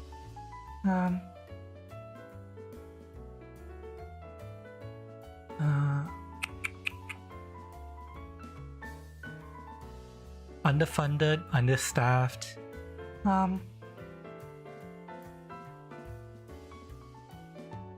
Max Tech is still one of the most dangerous organizations in the city. Now, okay, I want to ask a bit of a setting question, if I may.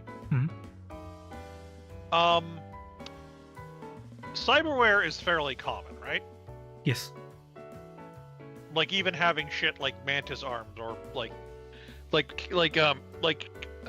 Lux's character, his image where she's got like full-on cybernetic armor placements instead of having stuff like under the skin or whatever.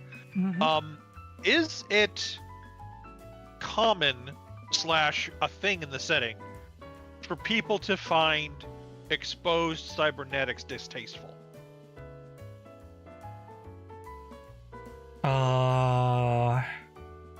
People seeing it like the equivalent of running around in your underpants, kind of thing. I don't think it matters. I mean, with Maelstrom around and all of the exposed cybernetics, I don't think it matters all that much. If you were to want to be a corpo, definitely you will want stuff that's a little bit more under the hood, or the type of cyberware that improves your look, like the hair that can change color whenever you want, the skin implant that lets you change your skin color, those kind of stuff, the cosmetic stuff.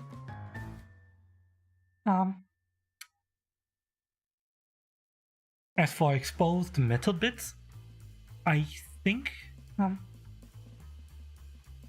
upper class people would think less of you for having cheap exposed cyberware. Yeah, that's what I'm thinking of. That's what I'm thinking of. My character would have that opinion because that's not what he grew up with, and that's not what he himself likes the visual of. Yeah, that does make sense. Cheaper materials, etc. Older models where the cyberware was more metallic, more chrome, things of that nature. Okay, so from what I'm reading, the NCPD is funded by the city, but they don't receive nearly enough money from the city, so they receive major sponsorship from Night Corp, and also Militech and Arasaka have stakes and interests in NCPD.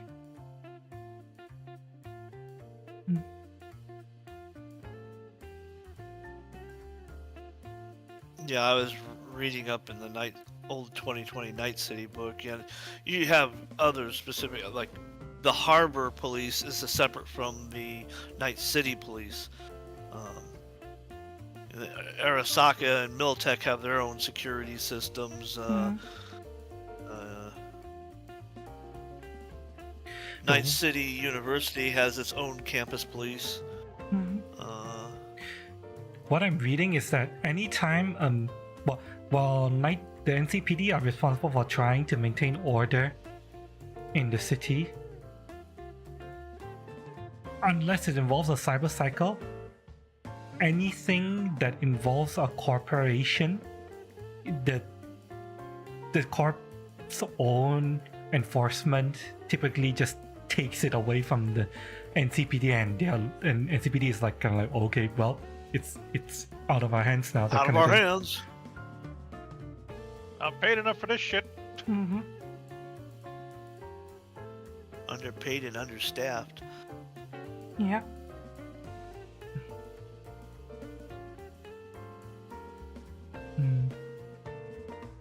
Of course, that doesn't stop, like, the idealistic beat cop from trying to solve a crime anyway, even if they're ordered not to, aka that's probably what Gan's character's going to be doing. I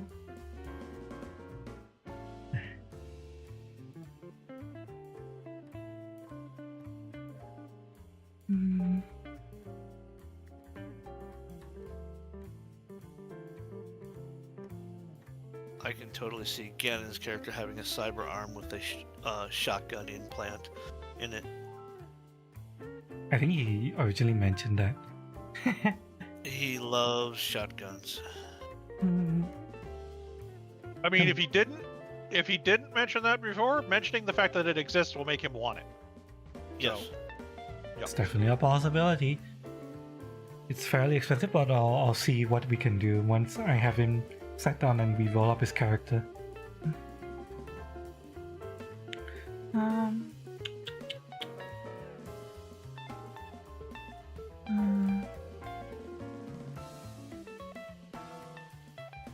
Okay.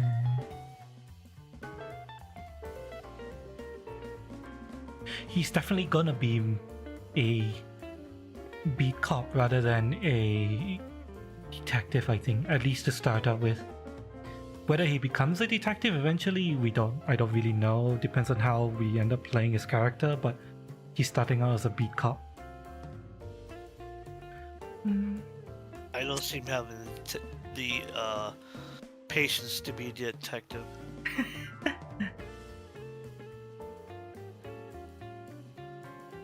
he's the kind of cop that makes the detective, that pisses off the detectives. Yeah. Because he runs in and kicks down the door and thinks he's getting the bad guys when he might have just cost them the case or something. Yeah. And he's mentioned he wants to eventually go into SWAT or Max Tech. And I'm like, if you want to go there, we can try to get you there eventually, but you're definitely not starting there.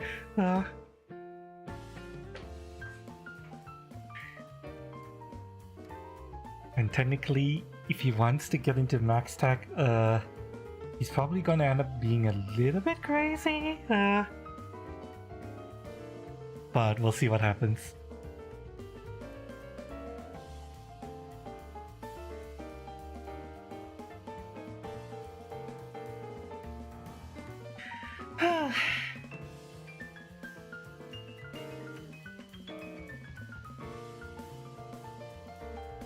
Yeah, I know how most of the characters are gonna fit in.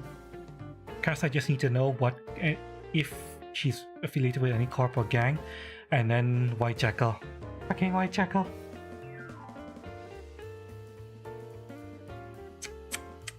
Yeah, he kind of disappears when we're not doing D&D or other tabletop stuff.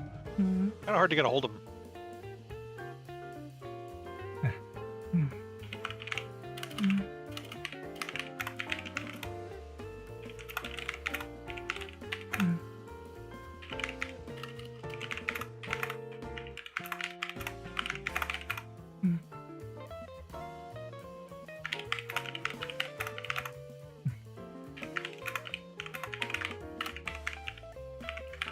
Mm.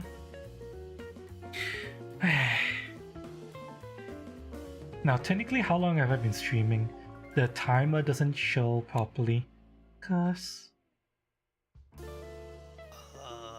I had to restart earlier. At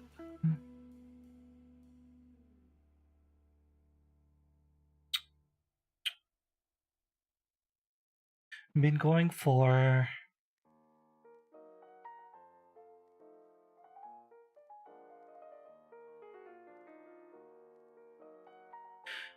4.5 hours? 4.5 hours. Minus whenever downtime you had when the internet was down? I'll include it. Just under 5 hours. So yeah. Okay. The remaining work I'm gonna have to do. Actually, I can still do some work on stream. Actually, no. Wait, no. Yeah, most of the remaining work, at least like starting out the encounters and stuff, the encounter locations, I'll probably do that off stream so that I don't spoil my players on where the quest is gonna go. Other than I just briefly mentioned that Tiger Claws is likely going to be one of the major antagonists for the quest, which doesn't really tell much, so I don't mind revealing that.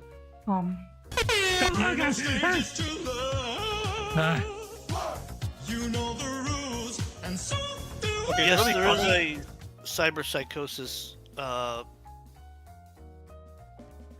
You've got a humanity score, and once you exceed it, you go cyberpsycho. Each different implant has a various amount of humanity it costs, though you can rehabilitate and gain some of those points back. Yeah. So, if my players go too far with the, doing evil shit, then there will be consequences. Especially looking at Cass. But we'll see what happens. The humanity step, basically, that tracks whether or not the character becomes cyberpsycho. This is an NPC, but I'm tracking the NPC's humanity step because that's important for the quest. Now here's the thing, though. Just something that confuses me a little bit about the idea of the whole cyberpsycho stuff. I know everyone in 2077 has some cybernetics, right? Like it's part of functioning in society, having, like you're like basically having like your wallet as a cyber implant kind of thing. But what the fuck exactly happens to somebody who goes really low humanity but doesn't actually have a whole lot of cyberware? No, you can have somebody with low humanity, little cyberware, and still go cyberpsycho. Yes. They lose they stop thinking human-like, having empathy, and just think, yeah, killing people, anybody I run across is fine.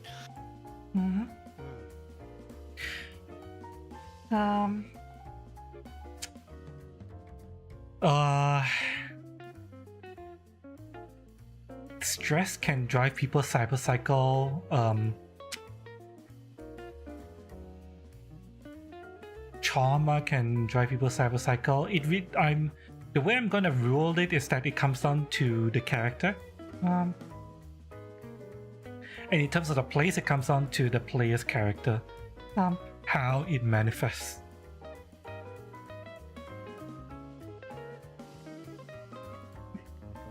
Yeah. In the anime, we saw how it manifested in Maine and David, which gives you an idea of how it can manifest, but there are also other ways it can manifest. So yeah. To be fair, David was a human nugget by the end of it. Yeah. Like, you can't get much more borged up than he got by the end. Like, no kidding. David probably started with max trait stats in humanity, empathy, and slowly lost it.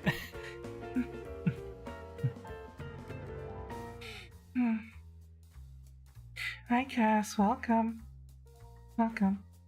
Yeah, we're going over just some basic like character gen stuff right now. I'm trying to build up images of your characters, how they're connected to each other, and the factions in the city, that kind of thing. Possible that the side quest with the homeless can is an example of lost cyberpsychosis, maybe? Yeah, the Cole Carnage character. He was definitely someone who is going into the cyberpsychosis side. That's probably another manifestation of it. Technically not a violent one, but yeah. Yeah, at least to watch anime. Yeah, watching the anime would give you a good idea of what the world is like. Because we're using the mission kit for the anime. No, we're not running the mission, but we're using the mission kit to help build out the world.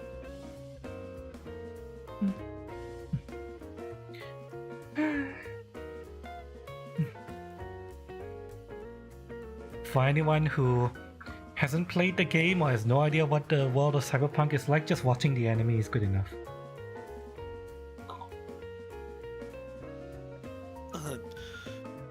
Many of the books that are gone, yeah, here's some stuff we took ideas from on making the game. I've read many of them, like Hardwired, and of course you've got some of the movies like Blade Runner and even like Total Recall. Unfortunately, I only know Total Recall, Yeah, I know that one. RoboCop, and Judge Dredd. Those are the only ones I know.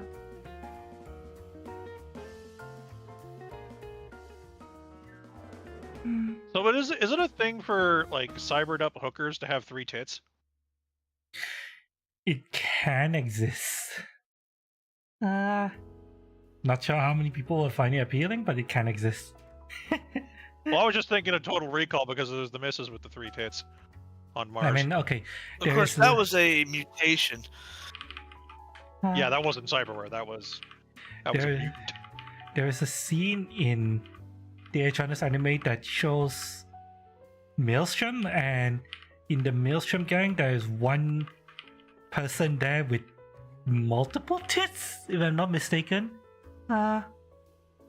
What like a dog anthro or something, where they're like on top of rows on top of each other on the front. Yeah, let me see if I can find it. Let me see if I can find it. I know there's a picture of Maelstrom here.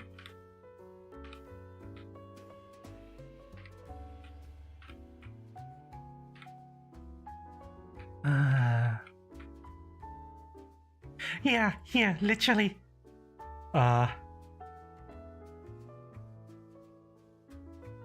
That's Maelstrom. And the gang that Cass might have ties to if she decides to go as crazy mad doctor as she really wants to. There's a bitch right here with 3 tits.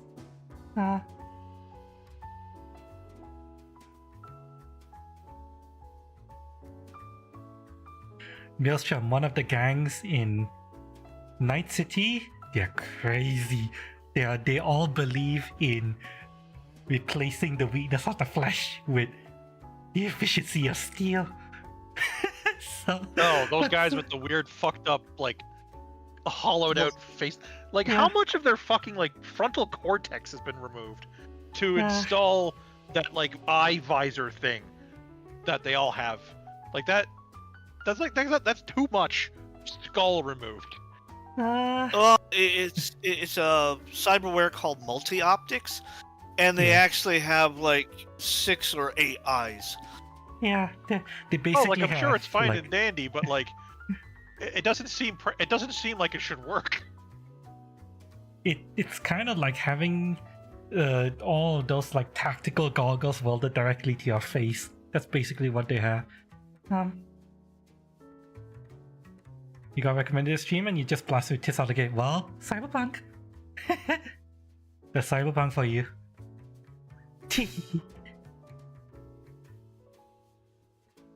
It might I mean, be that's hard also for- the stream for you, but you know. might be hard for you to really roleplay crazy person. Yeah, but you did mention, Cass, that you wanted to be the kind of mad doctor that wants to replace the weakness of the flesh with cold hard steel. And so, and technically, Maelstrom as a gang exists in the setting, and they're all about that. So I'm kind of wondering, do you want to have ties to this gang?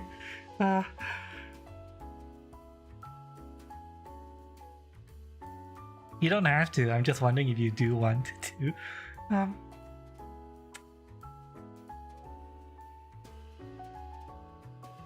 I mean, the way I could see it spun is Cass's character does, but like has drunk the Kool-Aid of them, but she's delusional and is insisting that it is in fact better for people to be borged up to the nines instead of, you know, what they're actually comfortable with. That's exactly what Maelstrom believe. No, but see, they. What I'm thinking though is that they don't really care what the people think about it. Whereas instead, whereas Cass does, but is also, you know, a little over the edge, a little woo, little cuckoo, and you know, like fighting her humanity stat, I imagine would be fighting going up and down constantly, is what I'm getting at. I'm cuckoo for Chrome Pops.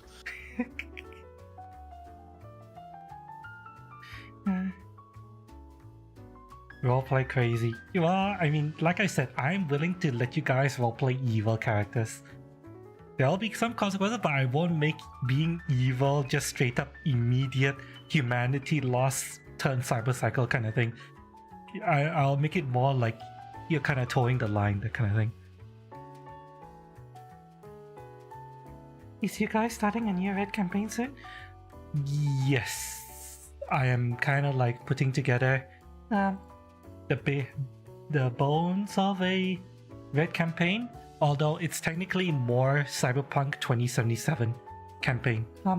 My campaign is going to be set at the exact same time frame as the game, the PC game, and I'm basically doing my Oh, so that own means the anime Cyberpunk has with long- blackjack and hookers. That means it's past the anime then, right? Yes. Because the anime definitely occurs before the game does. Yes. 2070, I believe, is the anime. I'm reading the jacket mission kit has the exact time frame. Let me check. Oops. Hang on a second. Fucking my VTuber stuff is in the way. Hang on. I can't see my fucking PC. Hang on. There we go. Let me see. The jacket takes place. World is present. Blah blah blah blah.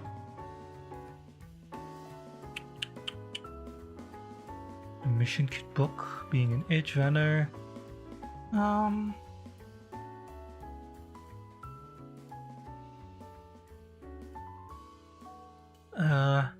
I think I found out it takes place very close to the game, but before it. Anime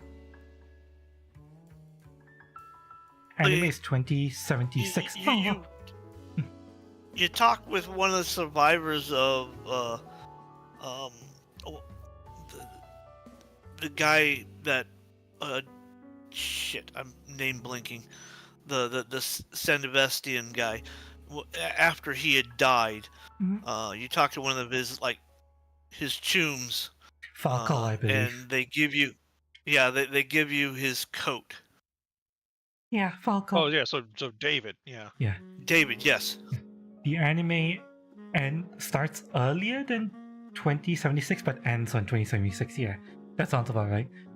It does sound like the time frame of the anime is over a few years, probably. Maybe start at 2070. Yeah, there is a lot of like flash forwarding in it because it's such a short series. So, yeah. Cass, once you watch the anime, it will put you the year before the game starts and close enough. Well, it sounds like we're gonna have to have a watch party. I wouldn't mind watching it again, to be fair. Technically, I did do a watch party for it already. I know, that's why I said again. Okay. I was there. That was me. I was there. I didn't know about it. Maybe Cass Yeah. can do the watch party this time. You're gonna graft tits again if he makes a male character? See, we're already going. Cass is already going down the replacing the weakness of the flesh stuff. I'm not opposed to allowing stuff like that between you guys. If you guys want to do that.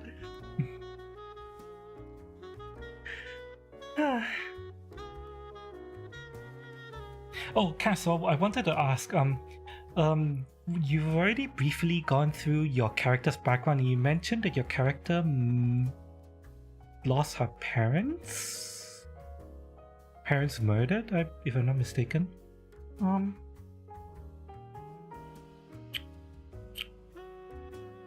no, they're not murdered. I just misplaced them. I just don't know what cargo bin they're in. Oh god. Taking of someone else's body. You're gonna graft someone's flesh onto Ganon, or are you going to get someone's like fake tits and then graft them onto Ganon? Because those are two very different things. I'm pretty sure in Cyberpunk you can't even do the former. Let's be fair. I mean, you can, but I'm pretty sure it doesn't last very long. It's pronounced Frankenstein. Yes, Cass says yes. Okay, I'm a little bit worried now, but okay. I'll just let you guys play it out. Yes. Rich girl murdered family thing. You remember, right? Yes. Did you want to have ties to any particular corpse? Since you mentioned that you were a rich girl to start with. At least the backstory is rich girl.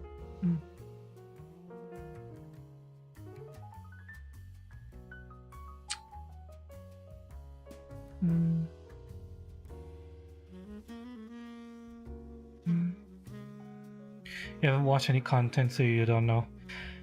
Anybody who's rich in the city is probably tied to some sort of corporation. But after you're done watching the anime, then I can go over the corporations that do exist with you. So maybe we can just, give you some ties to something.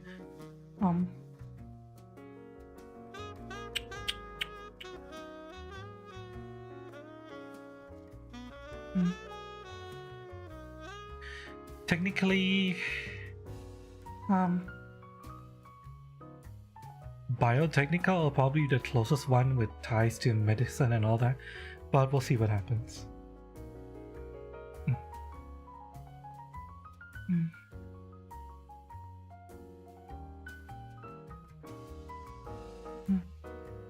You gotta be the glue holding everyone together.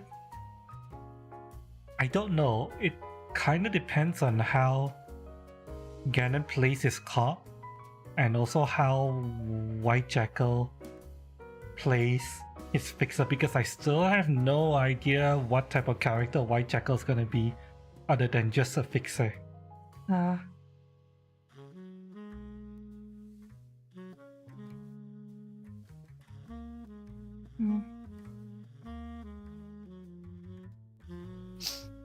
of want role-playing as a progressive Reaper veterinarian, trying to convince everyone that you can bring back the birds. Oh god, after they just killed all the birds because they have to deal with bird flu.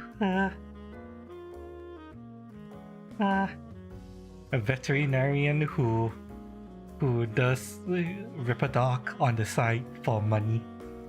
That kind of fits technically in the cyberpunk world. Cyber Chicken. Otherwise known as Robot Chicken.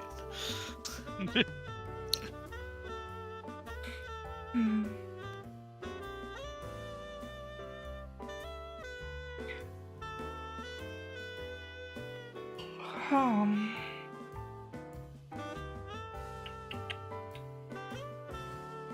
Hmm. Arise, chicken. I don't think they even have chicken farms anymore. What's that? Professor, scientist on robot chicken. Gentlemen, I present you Corn. He would definitely work for Biotechnica. Oh no, that was Dr. Weird from Aqua Teen Hunger Force. Yes. Oh. Yeah. Oh, well, yeah, I I'll get get that you. reference. I never watched it. Gentlemen, behold, Corn. This isn't like last time, is it, Doc? No, it's not like last time at all. All the Corn proceeds to attack Steve. It is like last time. Is that the show Yeah, that had the character who said he's excited for Christmas? Was it?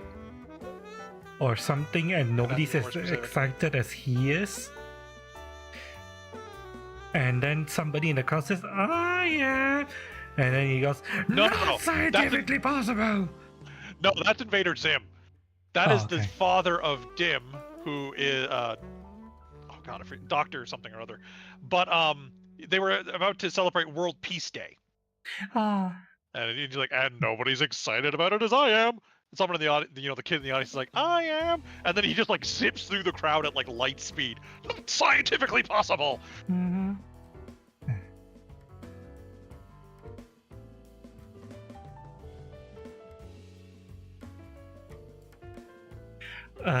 Cass, why are you linking that Metacross preservation?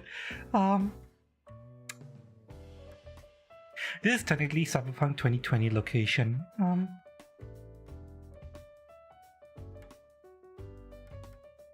I'll have to see whether or not this still exists in 2070 timeline. I just get smushed. If it's not obvious, I'm playing Path of Exile in another window, and I opened a box I probably shouldn't have, and a lot of goatmen just smushed me. Mm-hmm. It exists. Medicost also paid for intact body parts.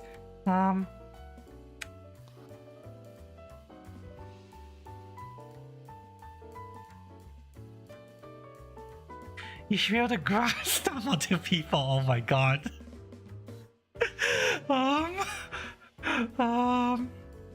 Yeah, my guy's never going under the knife with the good doctor there.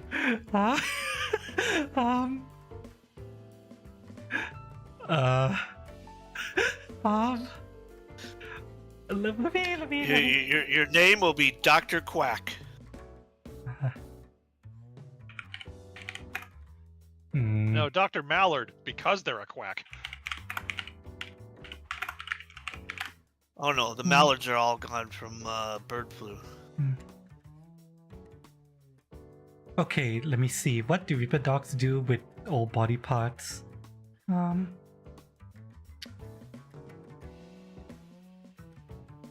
You can get regular limbs if you use yours into one cybernetics. Cloned. Limbs are cloned. Using either a replacement clone from the patient or tissue or force grown to full size or piece of medical grade cyberware. Considering that cloning tech now exists, I don't think this Metacross thing would exist anymore. Or at the very least, it won't. Oh, hang on, let me look up VL's Meat Wagon. Let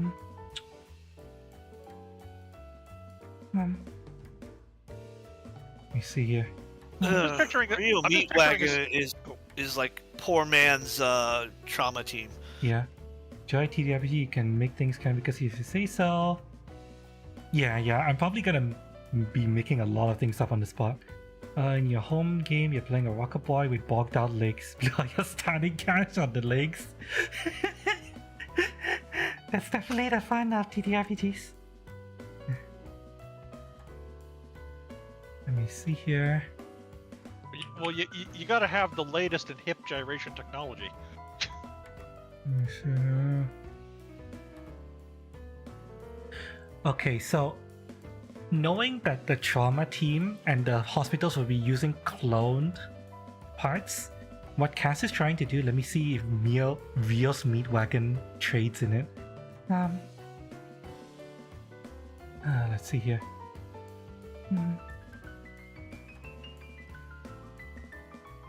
Well, you have the scavengers, which are almost like a gang, but not.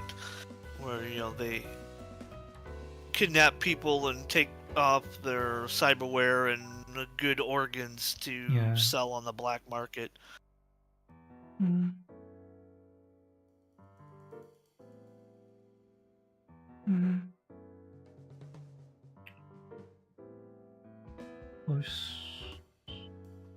Oh, idle curiosity.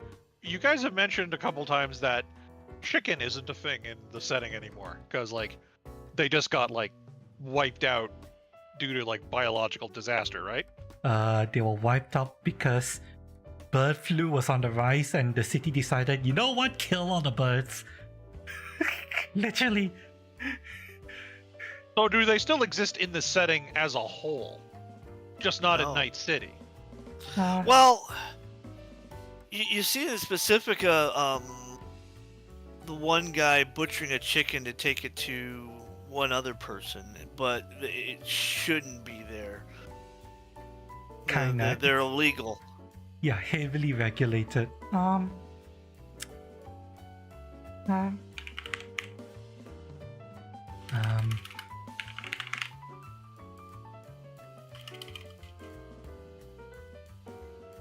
Yeah, they might be entirely illegal.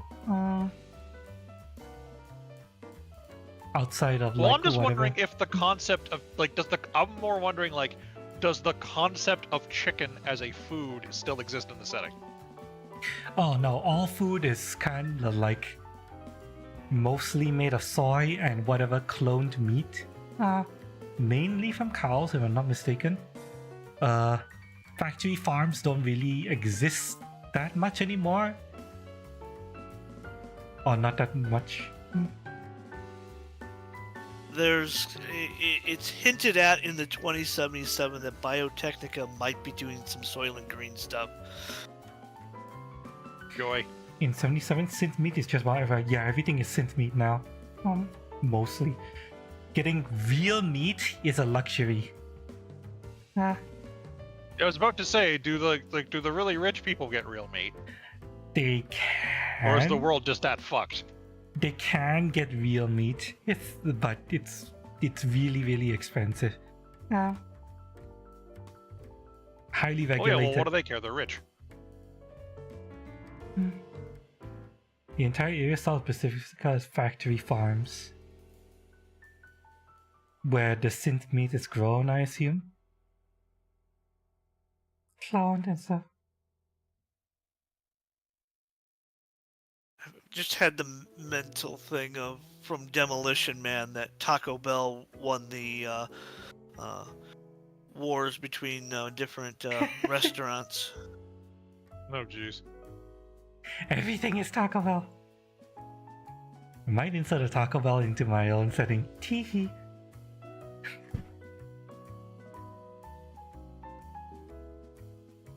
Do you know that NASA sends Taco Bell up into space for the For the astronauts? space station for the astronauts because it sticks together, and they actually have shells that are designed that'll last up to a year. That's. I mean, that's a That's great smart. accomplishment, except for the fact that I don't think people should be eating something like that. That's fine, it's fine. NASA sends Lavazza coffee up to the space station as well. That's why I drink Lavazza. That's why the Lavazza coffee bag is right over there.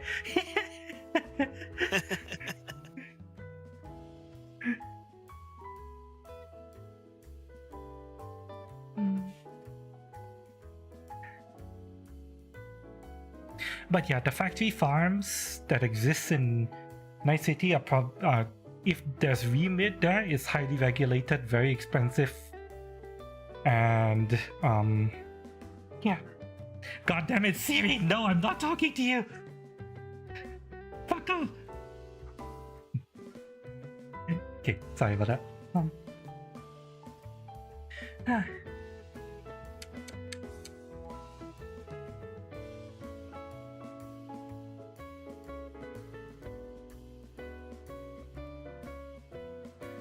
But yeah, so basically, Cass, what you're thinking of, with regards to using freshly sourced flesh parts, it is likely going to be considered very, very old and barbaric practice, because nowadays, with the tech available in 2077, people who can afford it can go for clones, or they probably just go for cyber parts, medical grade limbs, because medical grade limbs do exist.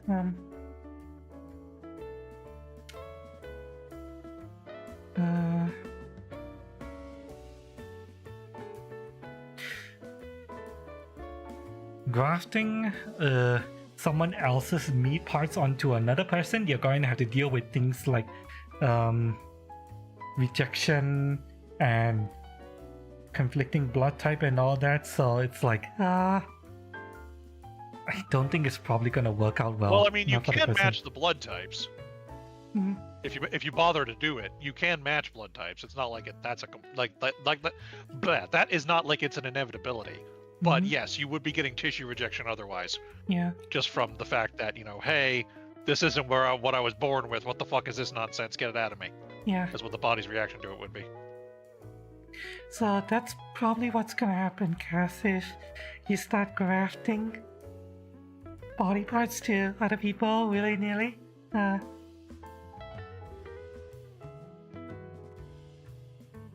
Why this VTuber model? Because people like tits. Although if you prefer,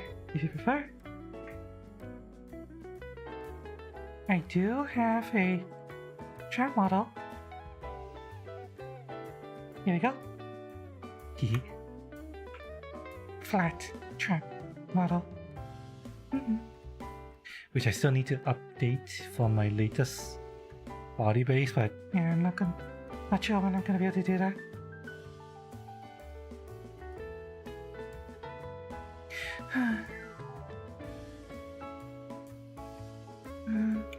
Oh my. I was reading through the Cyberpunk Red book, and they were talking about crime and punishment, and one of the punishments in the Red book, which would be the 2040s, was electroflogging, where they would tie you to a X, and then you have an electrical whip that's flogging you.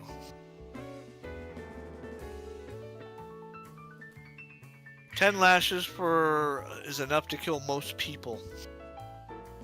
Joy. Interesting.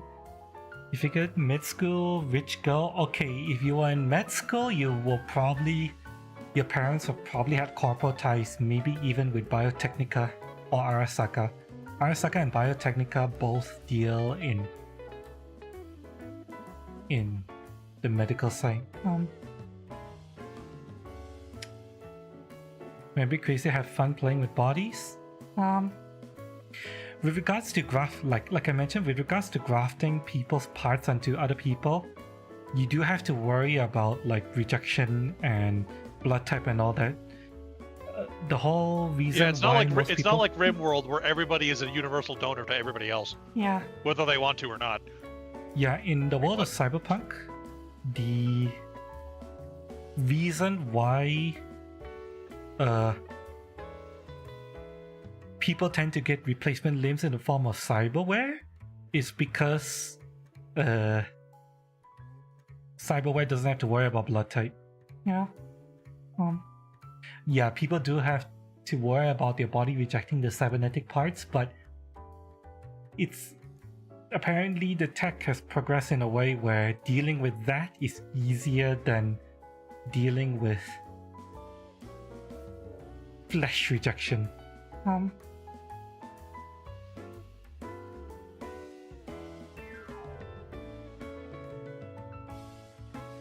That just means you're not trying hard enough. I'm not sure if there's anything you can do to get around blood type rejection. Well, if you made whatever you're trying to replace on entirely out of stem cells, and then made the stem cells transform into the respective body part, and assuming the stem cells are sourced from the person itself, that would work. Yeah, that's why. But you know, the expensive. that's like the holy grail is... of medicine. It's not exactly something we're aware how to do yet. Yeah, technically that does exist in CP 2077. That's the cloning tech. That's how, if you want to have your hand back and it got completely blown off and you can afford it, go to like the expensive hospital, new hand cloned from your own like DNA.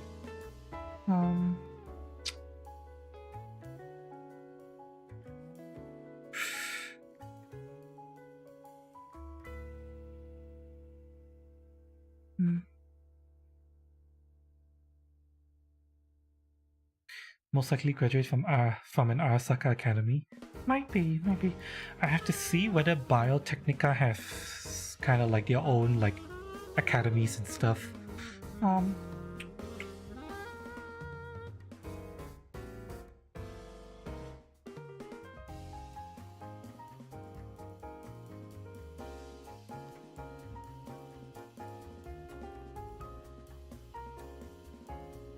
Biotechnica, responsible for the food you eat, the drugs you take, the fuel in your car, blah blah blah. The company owns a staggering amount of land to the south of Night City. That's probably the factory farms they're talking about. They protein farm mass grow worms as the primary ingredient for most of today's food. So yeah, the farms to the south of Night City that you see, worms. Mealworms.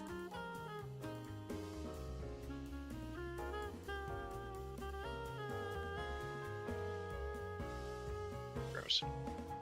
Actually, technically, Kiroshi Optics is also kind of in the medical industry, but they mainly focus entirely on the eyes, so probably not.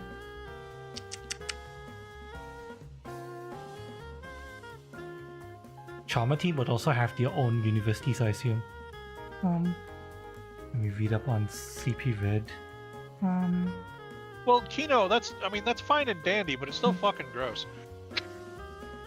I mean, as long as you mulch it up, turn it into like food, meat patty and stuff, it's fine. It's still fucking gross, cutie. But I mean, it's like people would do it mostly because of a lack of an alternative, right? We have worms as a snack here. Like, I think it's flame grilled barbecue worms as a snack. Agent flavored grasshoppers. Grasshoppers also exist as a thing, yeah. Huh? Yeah, I mean that's all fine and dandy, but not replacing the main fucking food groups with them. Thank you very much. Well, unfortunately, the world of cyberpunk is post-apocalyptic. Yeah, I know. Well, that's something that would motivate my character most definitely, is to be rich enough and affluent enough to afford the real thing, Afford instead of having to deal with the steak. mealworms like the fucking plebs. Afford the actual steak. Yes. Well, yeah, beef would be really expensive. You could probably be a little bit cheaper getting pig, a little bit easier to raise, or goat. Technically, any form of real meat is expensive.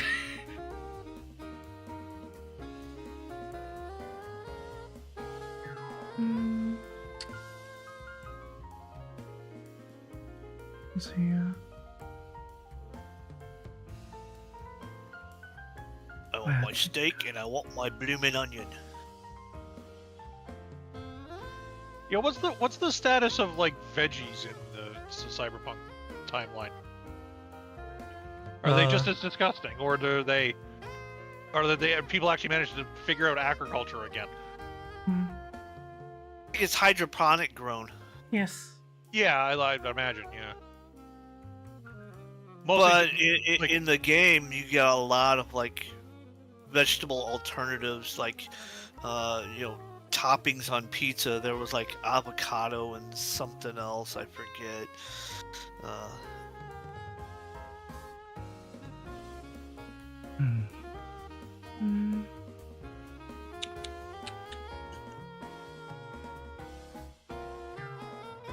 I mean, getting fresh vegetables might be hard, but getting vegetables would be a little bit easier than the protein. Yeah. But of course, Presumably. plenty of beans are a protein source as well. Yeah. Presumably, I mean, the people out in the eastern side of the city can probably, like, have their own little farm in the backyard, hydroponics farm in the backyard, if they can afford it. Grow some simple herbs and stuff.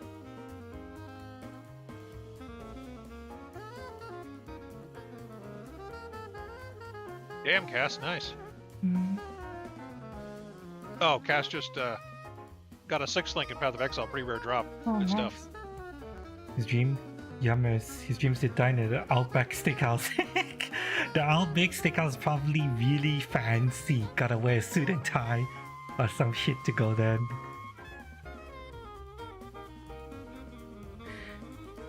Avocado on pizza sounds fire. I think I've had that before. And actually, yeah, what's the situation with cheese, come to think of it, since we're talking about pizza? I believe... Well, it's. I mean, it was shown in the 2077 game about like cow farms, but it's all hormonal controlled and.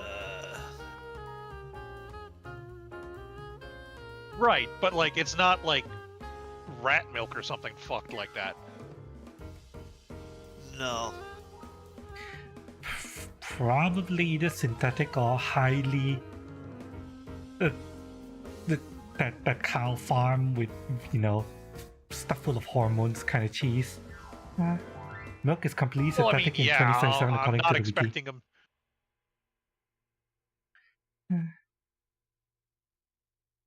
So yeah, synthetic cheese mostly. You want the real cheese, you gotta pay out the wazoo for it. That's what I'm probably gonna rule. Same as the veal meat. One thing you don't see in the nomads, how do they eat?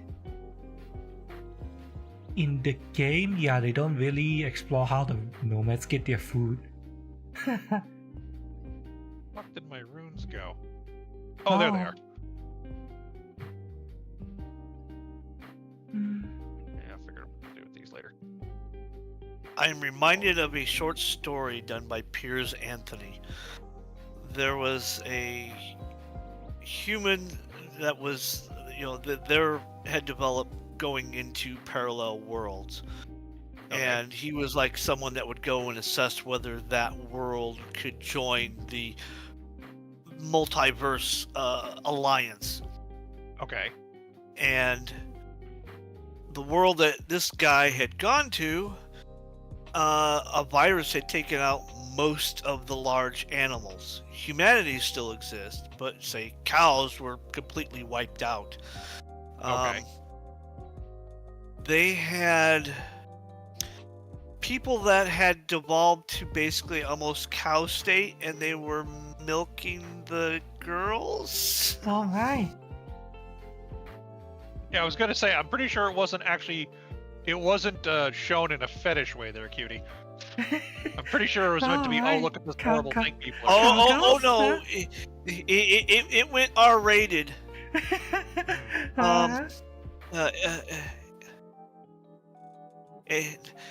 It was the story was rated 18, because one of the cows had gotten horny and he had tried doing something with it. But because it was not a normal human, the canal was kind of too big, or he was too small compared. Oh God. Oh, okay. Yeah, it reminds me of the interspecies reviewers series, if you remember that one. Yes. I read the manga. It went a little further than the animated series did. And they had an encounter with a bunch of centaur girls at one point. And They were hung like a horse. well, no. The thing is, there was all, since the guys are all fellas and there was a bunch of centaur girls, they didn't have the equipment to handle it. So they got big rubber gloves and, well, solved it that way. They didn't rate the experience very highly, for obvious reasons. Cass wants to get Kind of like the scanned. time they went to the, undead brothel. They were like, not really good. Cat. And the dog guy they were with at the time, because they have like a rotating cast of some like other exotic fantasy creatures. There was like, Dog Man, and he was with them, and he ended up hooking up with the skeleton lady. And he's like, well, it's all fine and dandy. I do enjoy chewing on a bone, but not exactly what I'm looking for sex. Cass was saying that she wants to try to get Ganon's character to produce milk so that the team can have cheese. Why are you attempting to feminize and human cow our cop? Yeah, I'm just gonna let you guys role play it out. What's the status of global warming in 2077? I don't think global warming is an issue anymore. More like the world's completely fucked, because there was a period of like a decade where the sky was red. So whatever's gone wrong, I don't think global warming is an issue anymore, because they have bigger things to worry about. I do And know to be that. fair, like scientifically proven that humans actually have very little impact on the global, global climate sphere. Mhm. They've done the just a comparison of the amount of CO2 in the air and the amount that human beings are adding. It's like less than 1%. Either way, Significantly so. Either way, in 2077 specifically, a lot of the world was reduced to desert wasteland. I believe that's what I heard. What I read. That's why outside of Night City is just almost completely desert and savannah and stuff.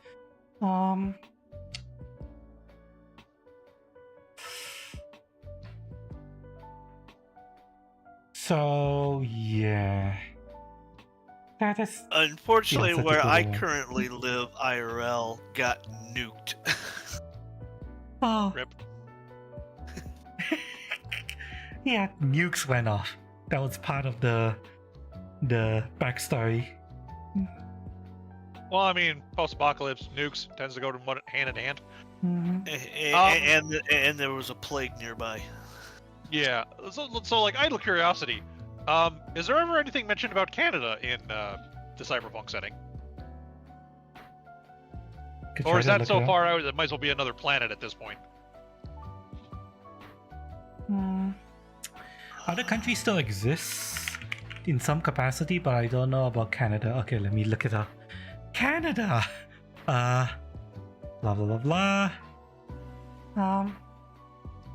It does have an entry in the Sweet. wiki. Damn it. I ran out of delirium mist. Okay, it sounds really complicated.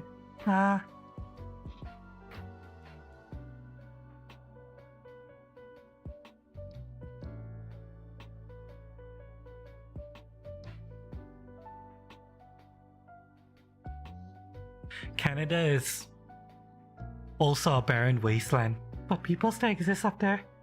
It still exists as a Yep. country. I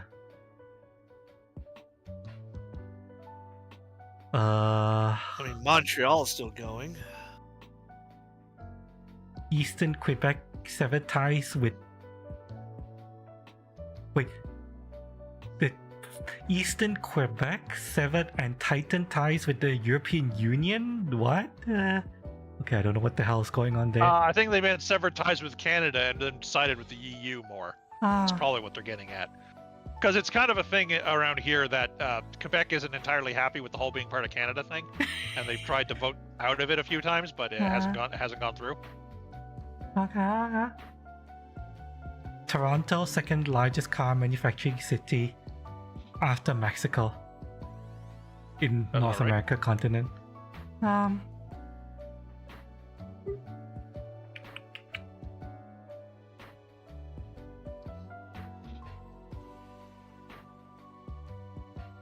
So yeah, they still exist, but they split up between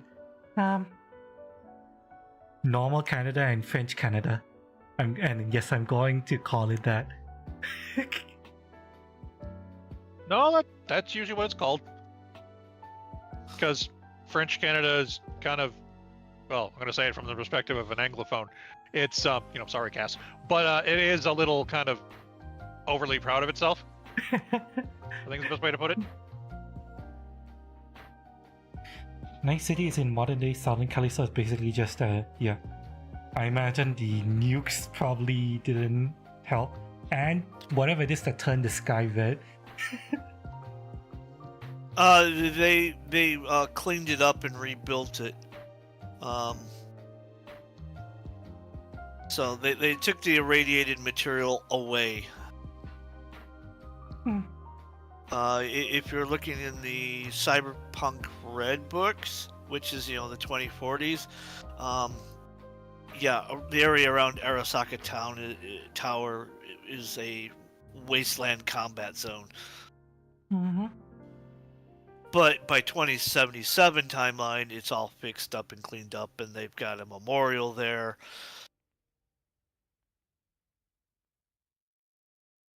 Asterix and Obelix. And their little village in the tiny corner of Gaul, surrounded by 4 different Roman forts.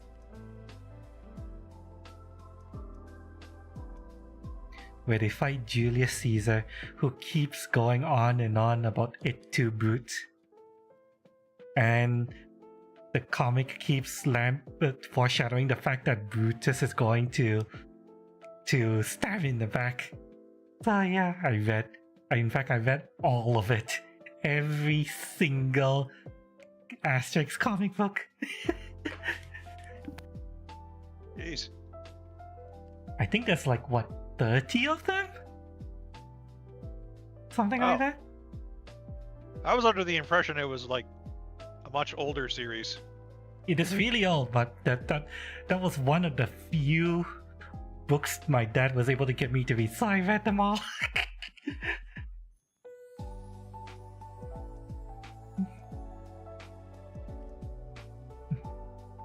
Pretty sure originally there were 2 Sakatawas, but they got retconned after that, so now there's just one. No, don't really care too much about it. I haven't read any of the newer ones actually. I only read the old ones up to a certain point. The new ones I always felt were a bit weird. Like they were trying to force it too much.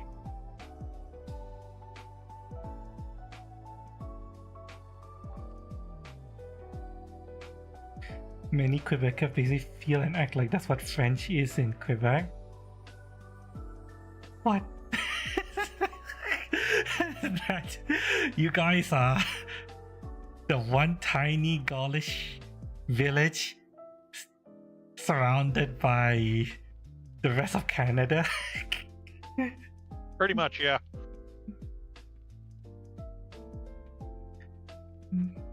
New ones went a bit too annoying for your taste. Yeah, I just kind of got a little bit weird the newer one, so I kind of just stopped it eventually. But yeah, the classics are so good.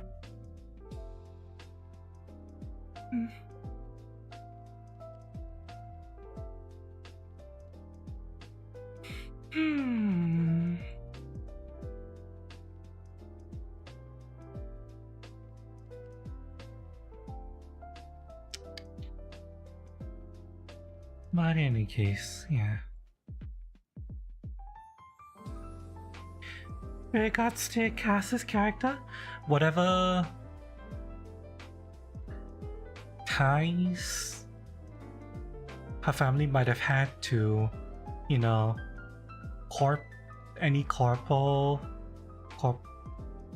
whatever corporate ties her character might have had in the past, I leave it up to you, Cass, whether you want them to still remain or whether they're long gone, you know. Due to the life of your parents getting killed for one reason or another, we'll probably have to figure out why your parents were killed. That will help inform as to whether or not those ties still exist.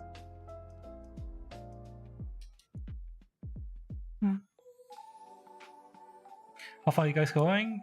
Is this the beginning? About to begin. Completing the last couple of things I probably need.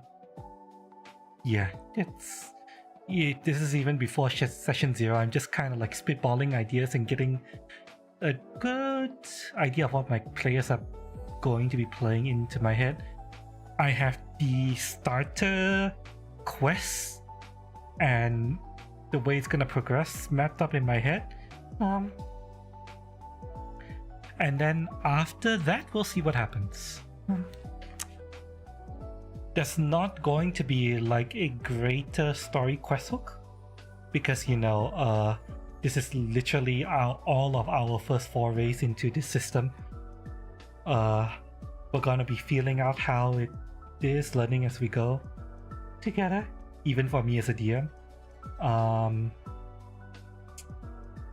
So yeah, one simple, easy gig, get us all in there, have some fun, and then we'll see what happens.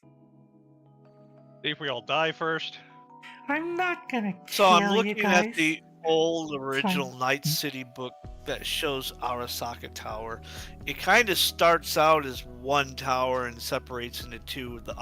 The upper you go, and with like some connecting bridges between the two, but it's not even separated by much. So no, it was really one tower.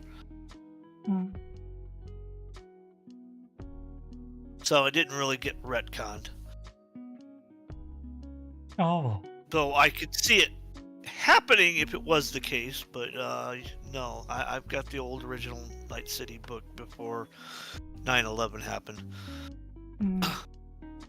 and also it did get nuked, so they're gonna have to rebuild it anyway. Yeah.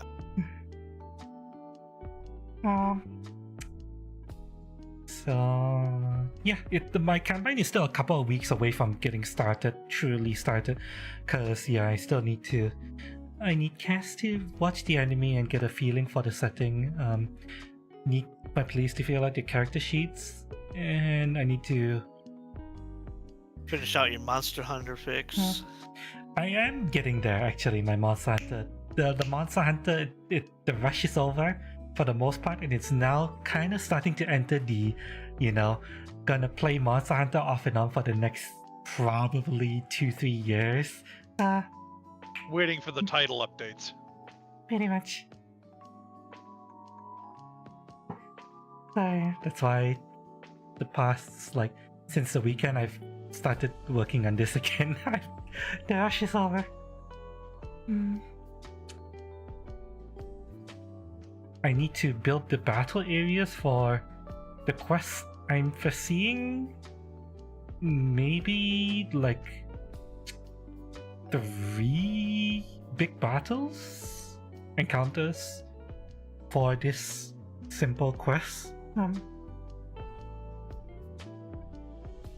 Maybe more, maybe less, depending on how the party decides to do things.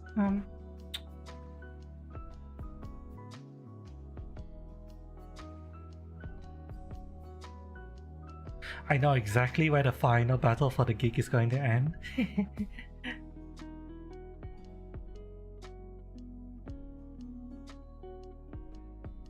don't know where they're viewing explosion from when interrogating Chinese there for a second thought they might be referring to. No, if you're referring to the game where we see Johnny Silverhand, you know, get zapped, it's clearly some kind of building somewhere on the outskirts of the city, far enough that the nuke particles wouldn't, the radioactive particles wouldn't be a danger to them. You might be on the far north end where you got the Arasaka port entries. You think the Was it Arasaka actually a boyfriend? nuke? Yes, What It was Johnny a was mini. using? It was a mini nuke. Yeah, Okay. an actual mini nuke. I don't know exactly where in the city that would be. Maybe it's revealed in the game, but I haven't reached it yet. But yeah. Yeah, what Keno brings up is his memories are unreliable. There's questions on whether he might not even be alive at the point where trying to jump on the helicopter and getting shot down. That's memories implanted by Arasaka. I see. Mm-hmm. That when the Borg guy stopped him Smasher. from leaving, Adam Adam Smasher. Smasher stopped him from leaving the tower, that he might have actually been taken out then, and then everything afterwards is implanted memories. Mm-hmm. What's the end game for them with him anyway? Like, what were they gonna do with him? Use him as a human guinea pig, if I'm not mistaken. Like, he's just the field test of the whole human downloading program, is what you're saying. Kinda. Yeah. Human downloading and implanting into an actual meat body. You can the tech exists where humans' memories and personality can be kind of downloaded, but it's kind of like you're running a simulation in a computer where you're able to quote unquote talk to your departed loved ones, that kind of thing. But it's basically a computer simulation. What the Arasaka was trying to do with Johnny and the chip, and you get mixed up in CP-2077, is the first successful attempt, specifically with V, of a personality matrix being implanted onto a body, a meat back body.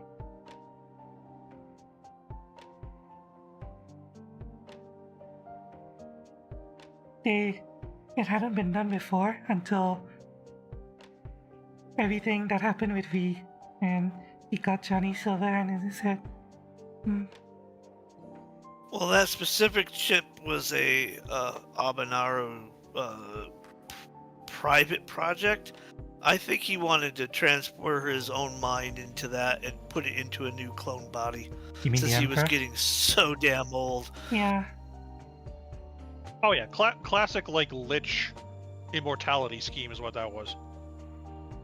Yeah. Unfortunately, spoiler alert for like the first act of the game, he dies. The game's been out long enough. I don't think you really have to spoiler alert at this point. Not for what is effectively the epilogue. No. You mean the prologue? The Prologue. prologue. Yeah. Epilogue Prologue, is right? after Oh, the right, game. sorry, I got the- Yeah, the end. The Oh, right, epilogue is right, the end. Prologue is the beginning. My bad.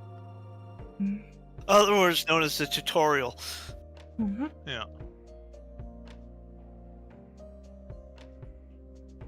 Mm. Mm.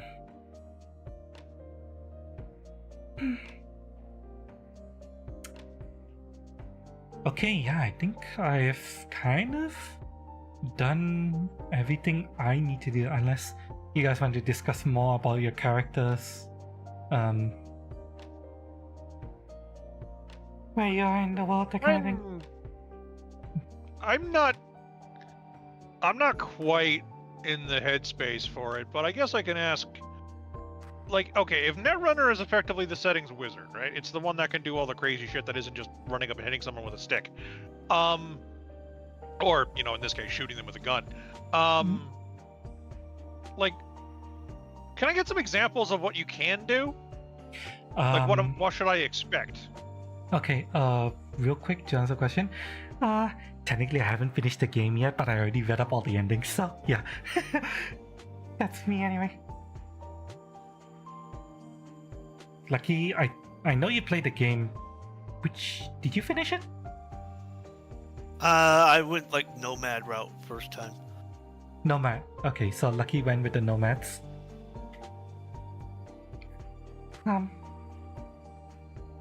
And okay, to answer your question, Mitch, what can Netrunners actually do?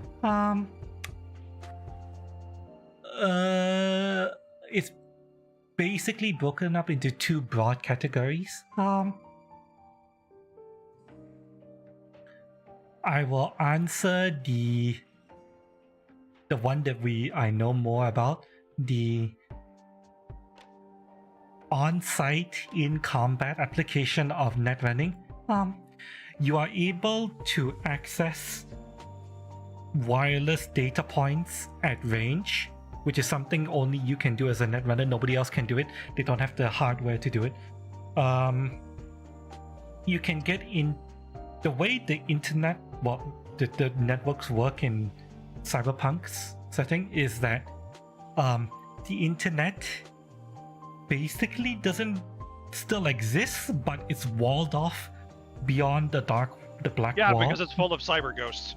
Yeah, and inside the city, instead now the quote-unquote net is made up of small intranets that are kind of, sort of, like only loosely connected. So you say if you were to approach a specific location, you're gonna be given a gig to attack a location. That location will probably have its own network stuff, data points, maybe cameras, computer terminals, stuff like that. You can hack them from range, and you can get into the network, and you can scout out the area if there are cameras. Yeah, I remember that from the game. I've seen you running around doing it. Yeah, like that stuff. But like, what can I do to people?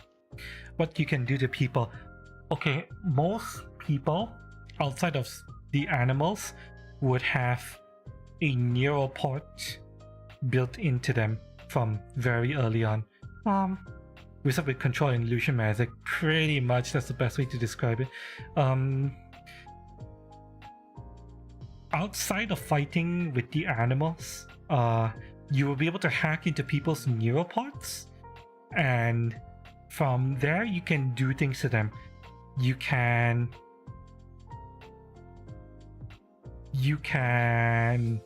do things like flash things across their eyes. You can set off loud noises in their ears. You can do direct damage to their brains with a specific attack if you want to.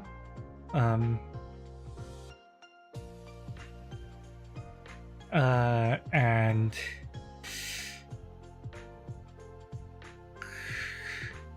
there's some more crazier programs you can run that allows you to do specific things, but that's in CP Red rather than CP Edgerunners, so it's not really clear how much of the old CP Red stuff can be ported forward into the Edgerunners timeline, but I'm probably going to bring some of it over. That's basic idea of what you can do to people.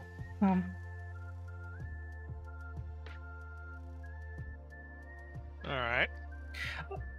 Unlike most people who can only take one move action, well, they can move and do one action per turn.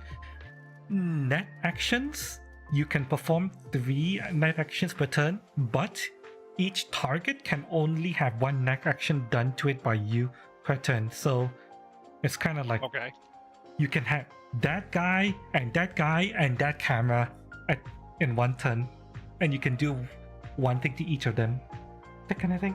Well, it makes sense that it's faster because you're literally operating faster than human thought, pretty much. Yeah. And you also aren't operating. You don't have to move your meat suit to make anything happen. So, yeah, it makes sense. You do need to have line of sight into the target that you're trying to hack. But say if you have control of if you peeked out. But you can see a have line of camera. sight by proxy, is what you're saying. You can. If you see a camera over there, hack the camera, and then you can see from the camera's point of view, you can see a target. You have line of sight via the camera and so on and so forth. Let's see what else. The other half of it is deep diving. Deep diving, the rules for it is a little bit weirdish. That leans more into what Lucy does. You see Lucy doing, where she's literally she's off-site. In the tub, yeah. She's in the tub. She's basically hopping from network to network, hacking into different data centers and stuff like that. That is, we're gonna have to be more playing it by ear kind of thing, because I think even in CP Red the rules on it are a little bit loose. There are rules for governing what you can do once you get to a network and how to build up, how you breach a network and stuff like that, but it's kind of like its own separate dungeon that exists only in the net. But yeah. Otherwise, we'll just play it by ear.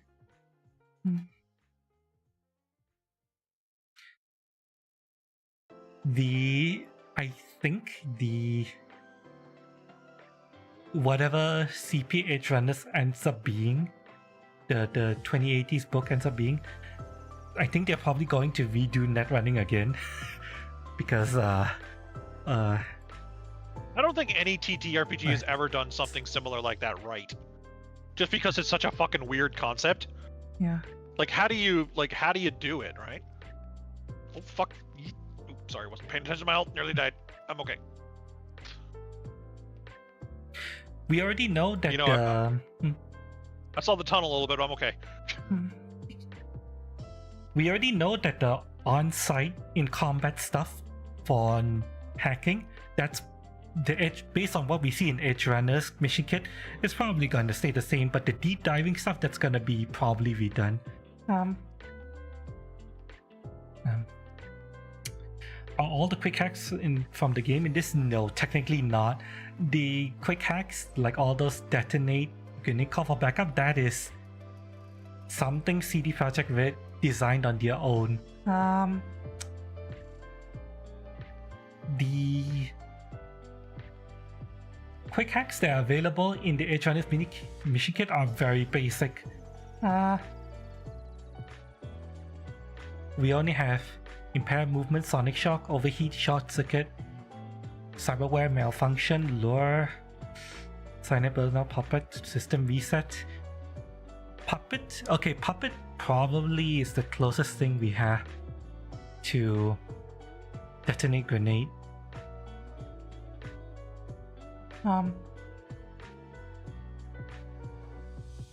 It's an advanced quick hack. You can puppeteer a person, and if you want to make them pull out a grenade and detonate it, you can. There is no cyberpsycho quick hack. I'll probably this quick hack list is very small. I'll probably fill up with some stuff that we can get from the CP Red book, especially for the network hacking side of it, because the CP the Edgerunners book doesn't have anything for Netrunning. Yeah, for the purposes of the Edgerunners mission kit, deep diving is off the table. So I'll probably have to fill that out with the CP Red rule set for network hacking. What's their excuse? The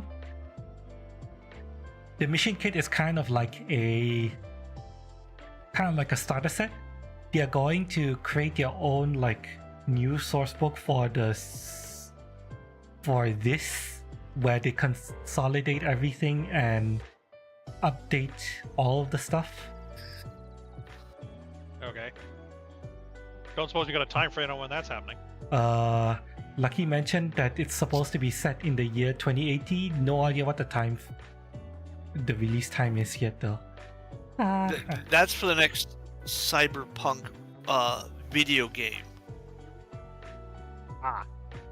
I That was could be a lot talking of about it. being 2080. Yeah, they're making basically Cyberpunk 2.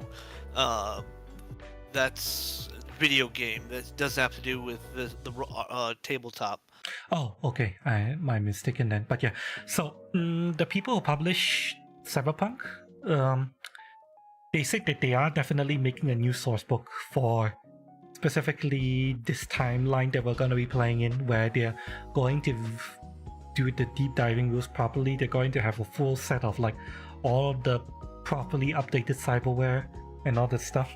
It's just that it's not ready yet. All we have is the mission kit, which is sort of like a starter set that can function as a expansion to CP Red.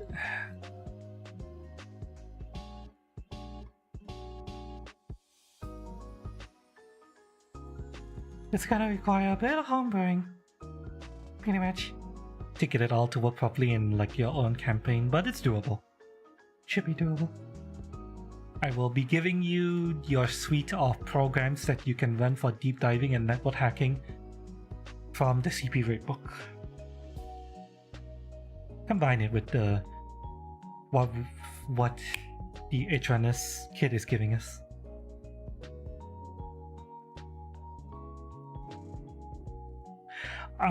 Although just to let you know, I'm probably not going to do network hacking as a very, very complicated system with its own like separate, entirely separate dungeon, unless you want to hack into some extremely large corpus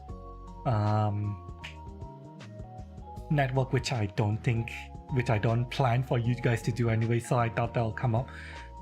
Any networks you're hacking, it's probably going to be like small time networks, so I'm probably going to use the Edgerunners more simplified network structure, where it's just a straight line, or maybe a straight line with one branch, if that makes sense. No, I get you.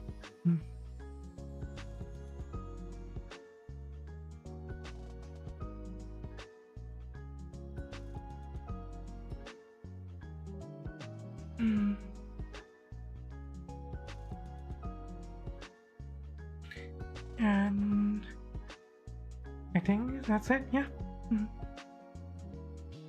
Now all the stuff for you is to read the CP Red and Edgerunners books and start putting your character together.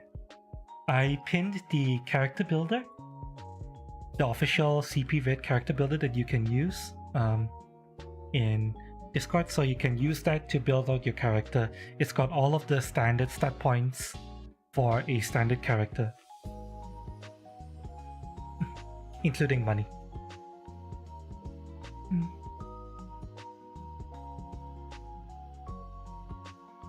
Hacking bigger cover dungeon stuff sounds like a Netrunner only campaign kind of thing anyways. Yeah. Yeah, I was gonna Anyway. say, it sounds a bit like the Shadowrun problem, where they basically tell you either everyone is a decker or no one is a decker, or only an NPC is a decker, because the time scale of what you can do as a decker in the net in that versus what you have to do in meat space, it would literally take multiple sessions to do what the decker is doing while everyone else is sitting on their hands in reality. Yeah.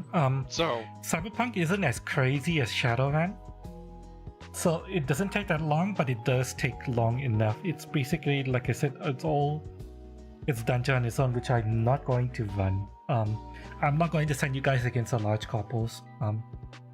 At least not any of their huge bases. Even if you do end up fighting a large corpus, it's gonna be like off of their home turf. You're not attacking their bases, pretty much.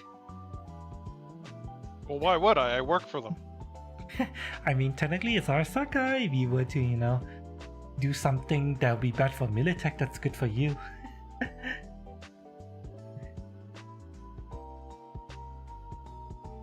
Well, they're gonna Awesome. have to pay me quite a bit.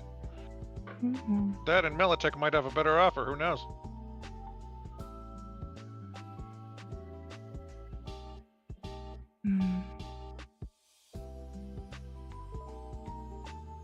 Yeah, we'll see. We'll see how things play out.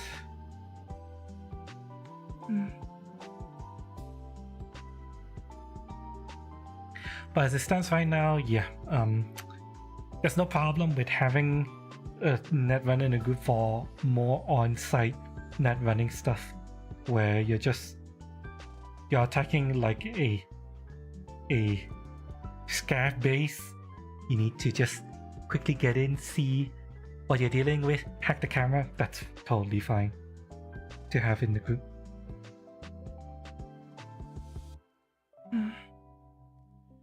It won't take too long.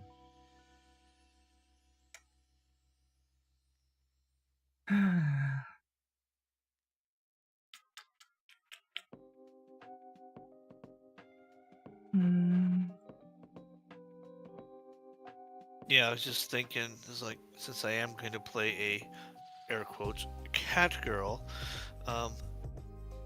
the weapon of choice being a tsunami arms Nekomata, the sniper tech sniper rifle. Of course. Oh, fucking guys. But the thing is, you do want to be long range with that, otherwise you have penalties if they're close to you. Mhm. Yes, there are. I range like how the penalties. different weapons that the range, depending on the weapon, it has more optimal ranges to shoot. Mhm. You know, shotguns close range, pistols close range, assault rifles kind of more middle range, and sniper rifles long range. Yeah. You do have to pay attention to weapon ranges. You can't just rock up with a assault rifle point blank and expect to have a good time trying to shoot someone. There will be a penalty, and thankfully this foundry does have a way of measuring the difficulty value. So yeah, built into it. That's why you wake up without the broomstick. Mm-hmm.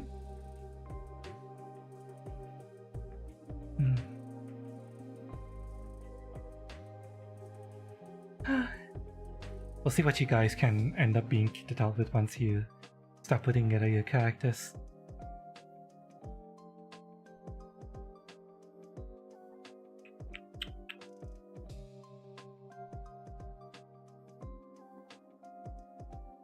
Just to give you guys a little bit of like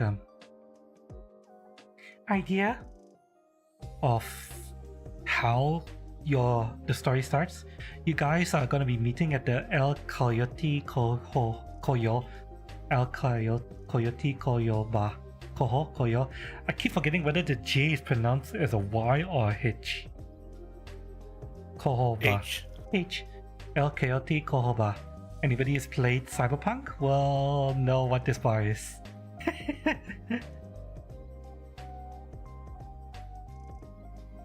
This will be your meet point at the start of the campaign. And the fixer who's going to be giving you the mission is Padre, also from CP2077.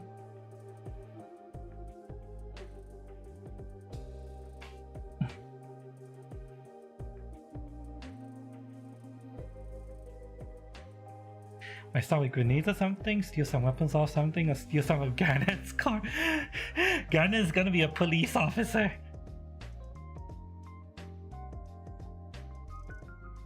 You're gonna be stealing cop weapons if you take stuff from Garnett.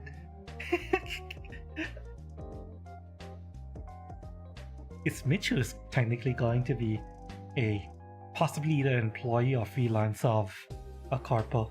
Again, it's going to be a cop with some corpo pulling his strings slightly.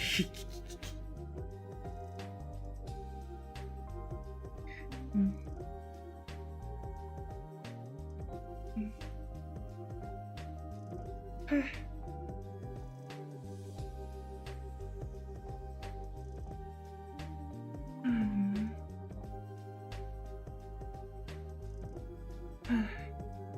anything else? Yeah, so I just spitball or discuss regarding your characters.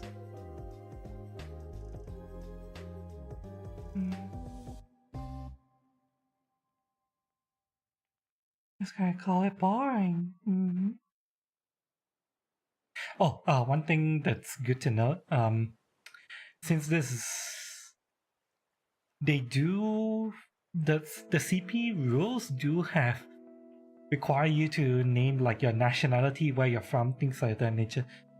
Think of a name for your character.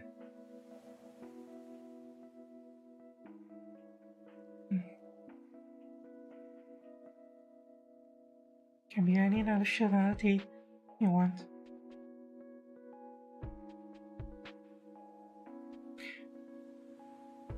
Issue is money. You're gonna need way too much as a medic. That's true. As a medic, likely all you're gonna do is like if you want to put money into your medical stuff and then just start with a basic pistol, that's probably what you're gonna do.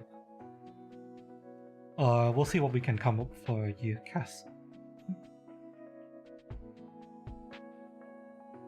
I'm willing to bend the rules to potentially let you guys start off with more gear or cyberware than the rules allow you to start with, but you know, we'll have to come up with how your character came across that gear or cyberware.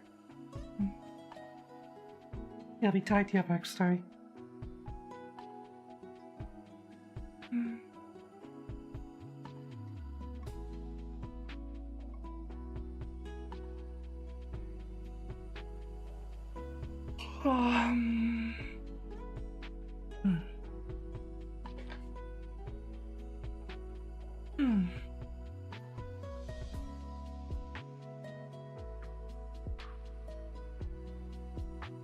Although, for anyone who missed my last test run, where I built up my a custom like NPC and then built it from scratch, starting from character generation, cyberware really has a massive impact on your humanity if you add too much cyberware too quickly.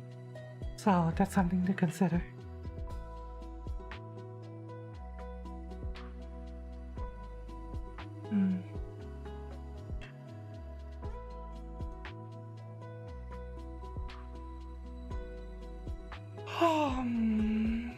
I'm getting tired. I've been using my brain a lot.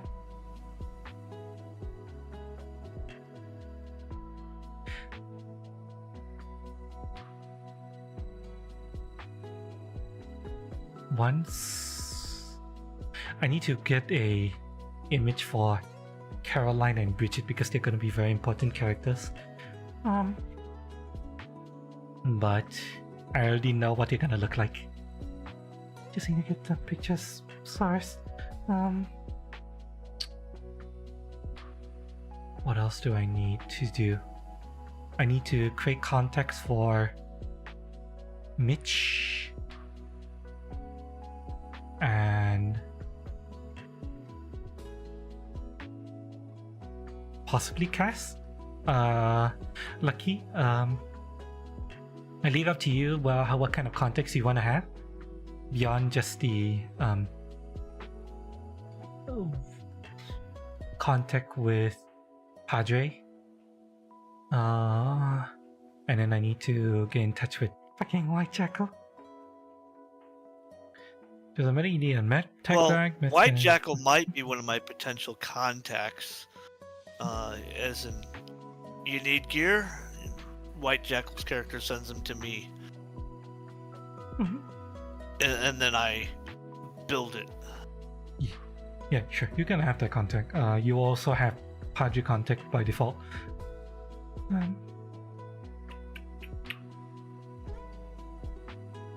Um, Medtech bag, Mech scanner, biometer for being a medic as well as a cryo bag. We'll once we run through character generation, we'll talk about what else you can have with you, Cass. As for car, getting around, because this is modern setting, having a vehicle is important. Ganon's car might provide the car. But we'll see.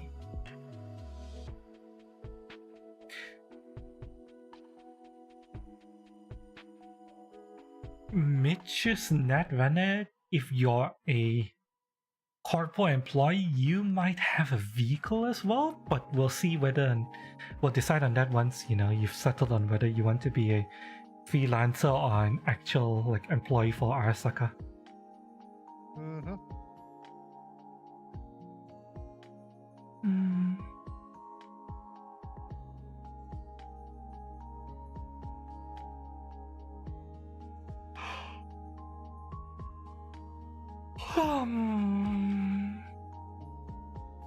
Need meds, armor, and weapons. You could start camping without a weapon. We will see. We'll see. We'll work things out. We'll go through character generation together and we'll work things out.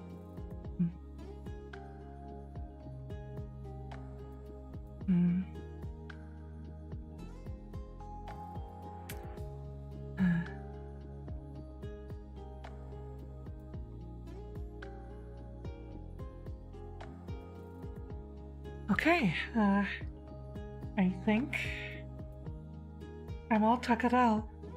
Now, here's a question. You sound it. Here's a question. Do I end stream here or do I go over to, like, I don't know, Monster Hunter? There are a couple of Monster Hunts.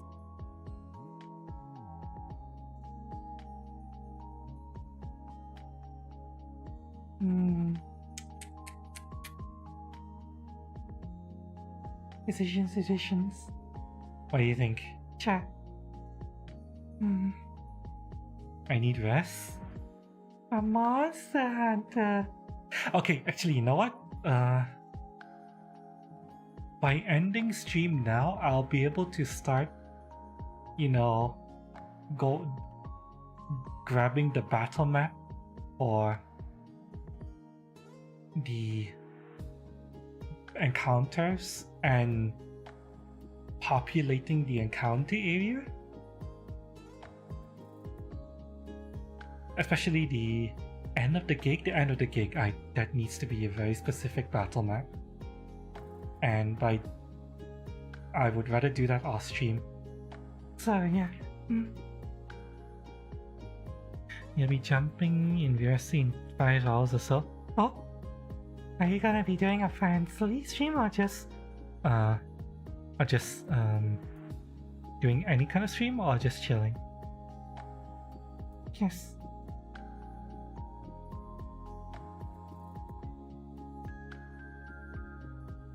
Just hang out.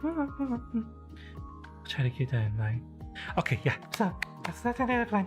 I'm going to do the nitty-gritty encounter stuff off stream so that I don't spoil my place. Yes.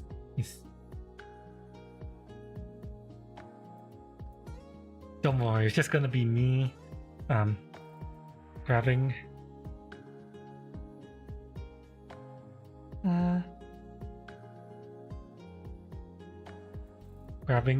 maps and placing characters in specific locations. And you guys will see this stuff together next time once my player's actually playing it. Okay, let me see here. Who should I read?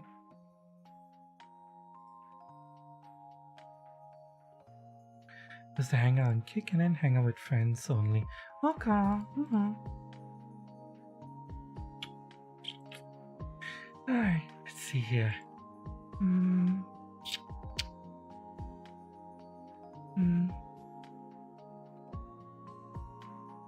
Should I raid someone?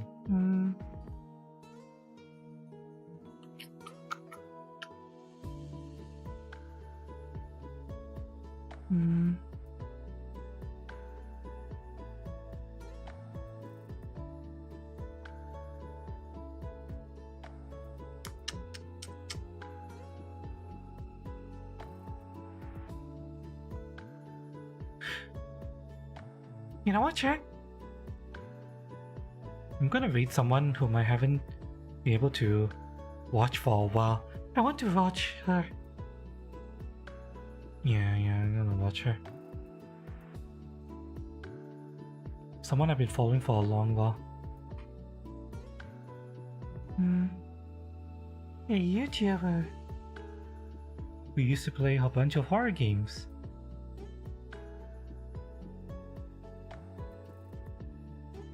Crinks, aka Manga Minx, and her wife Chrism.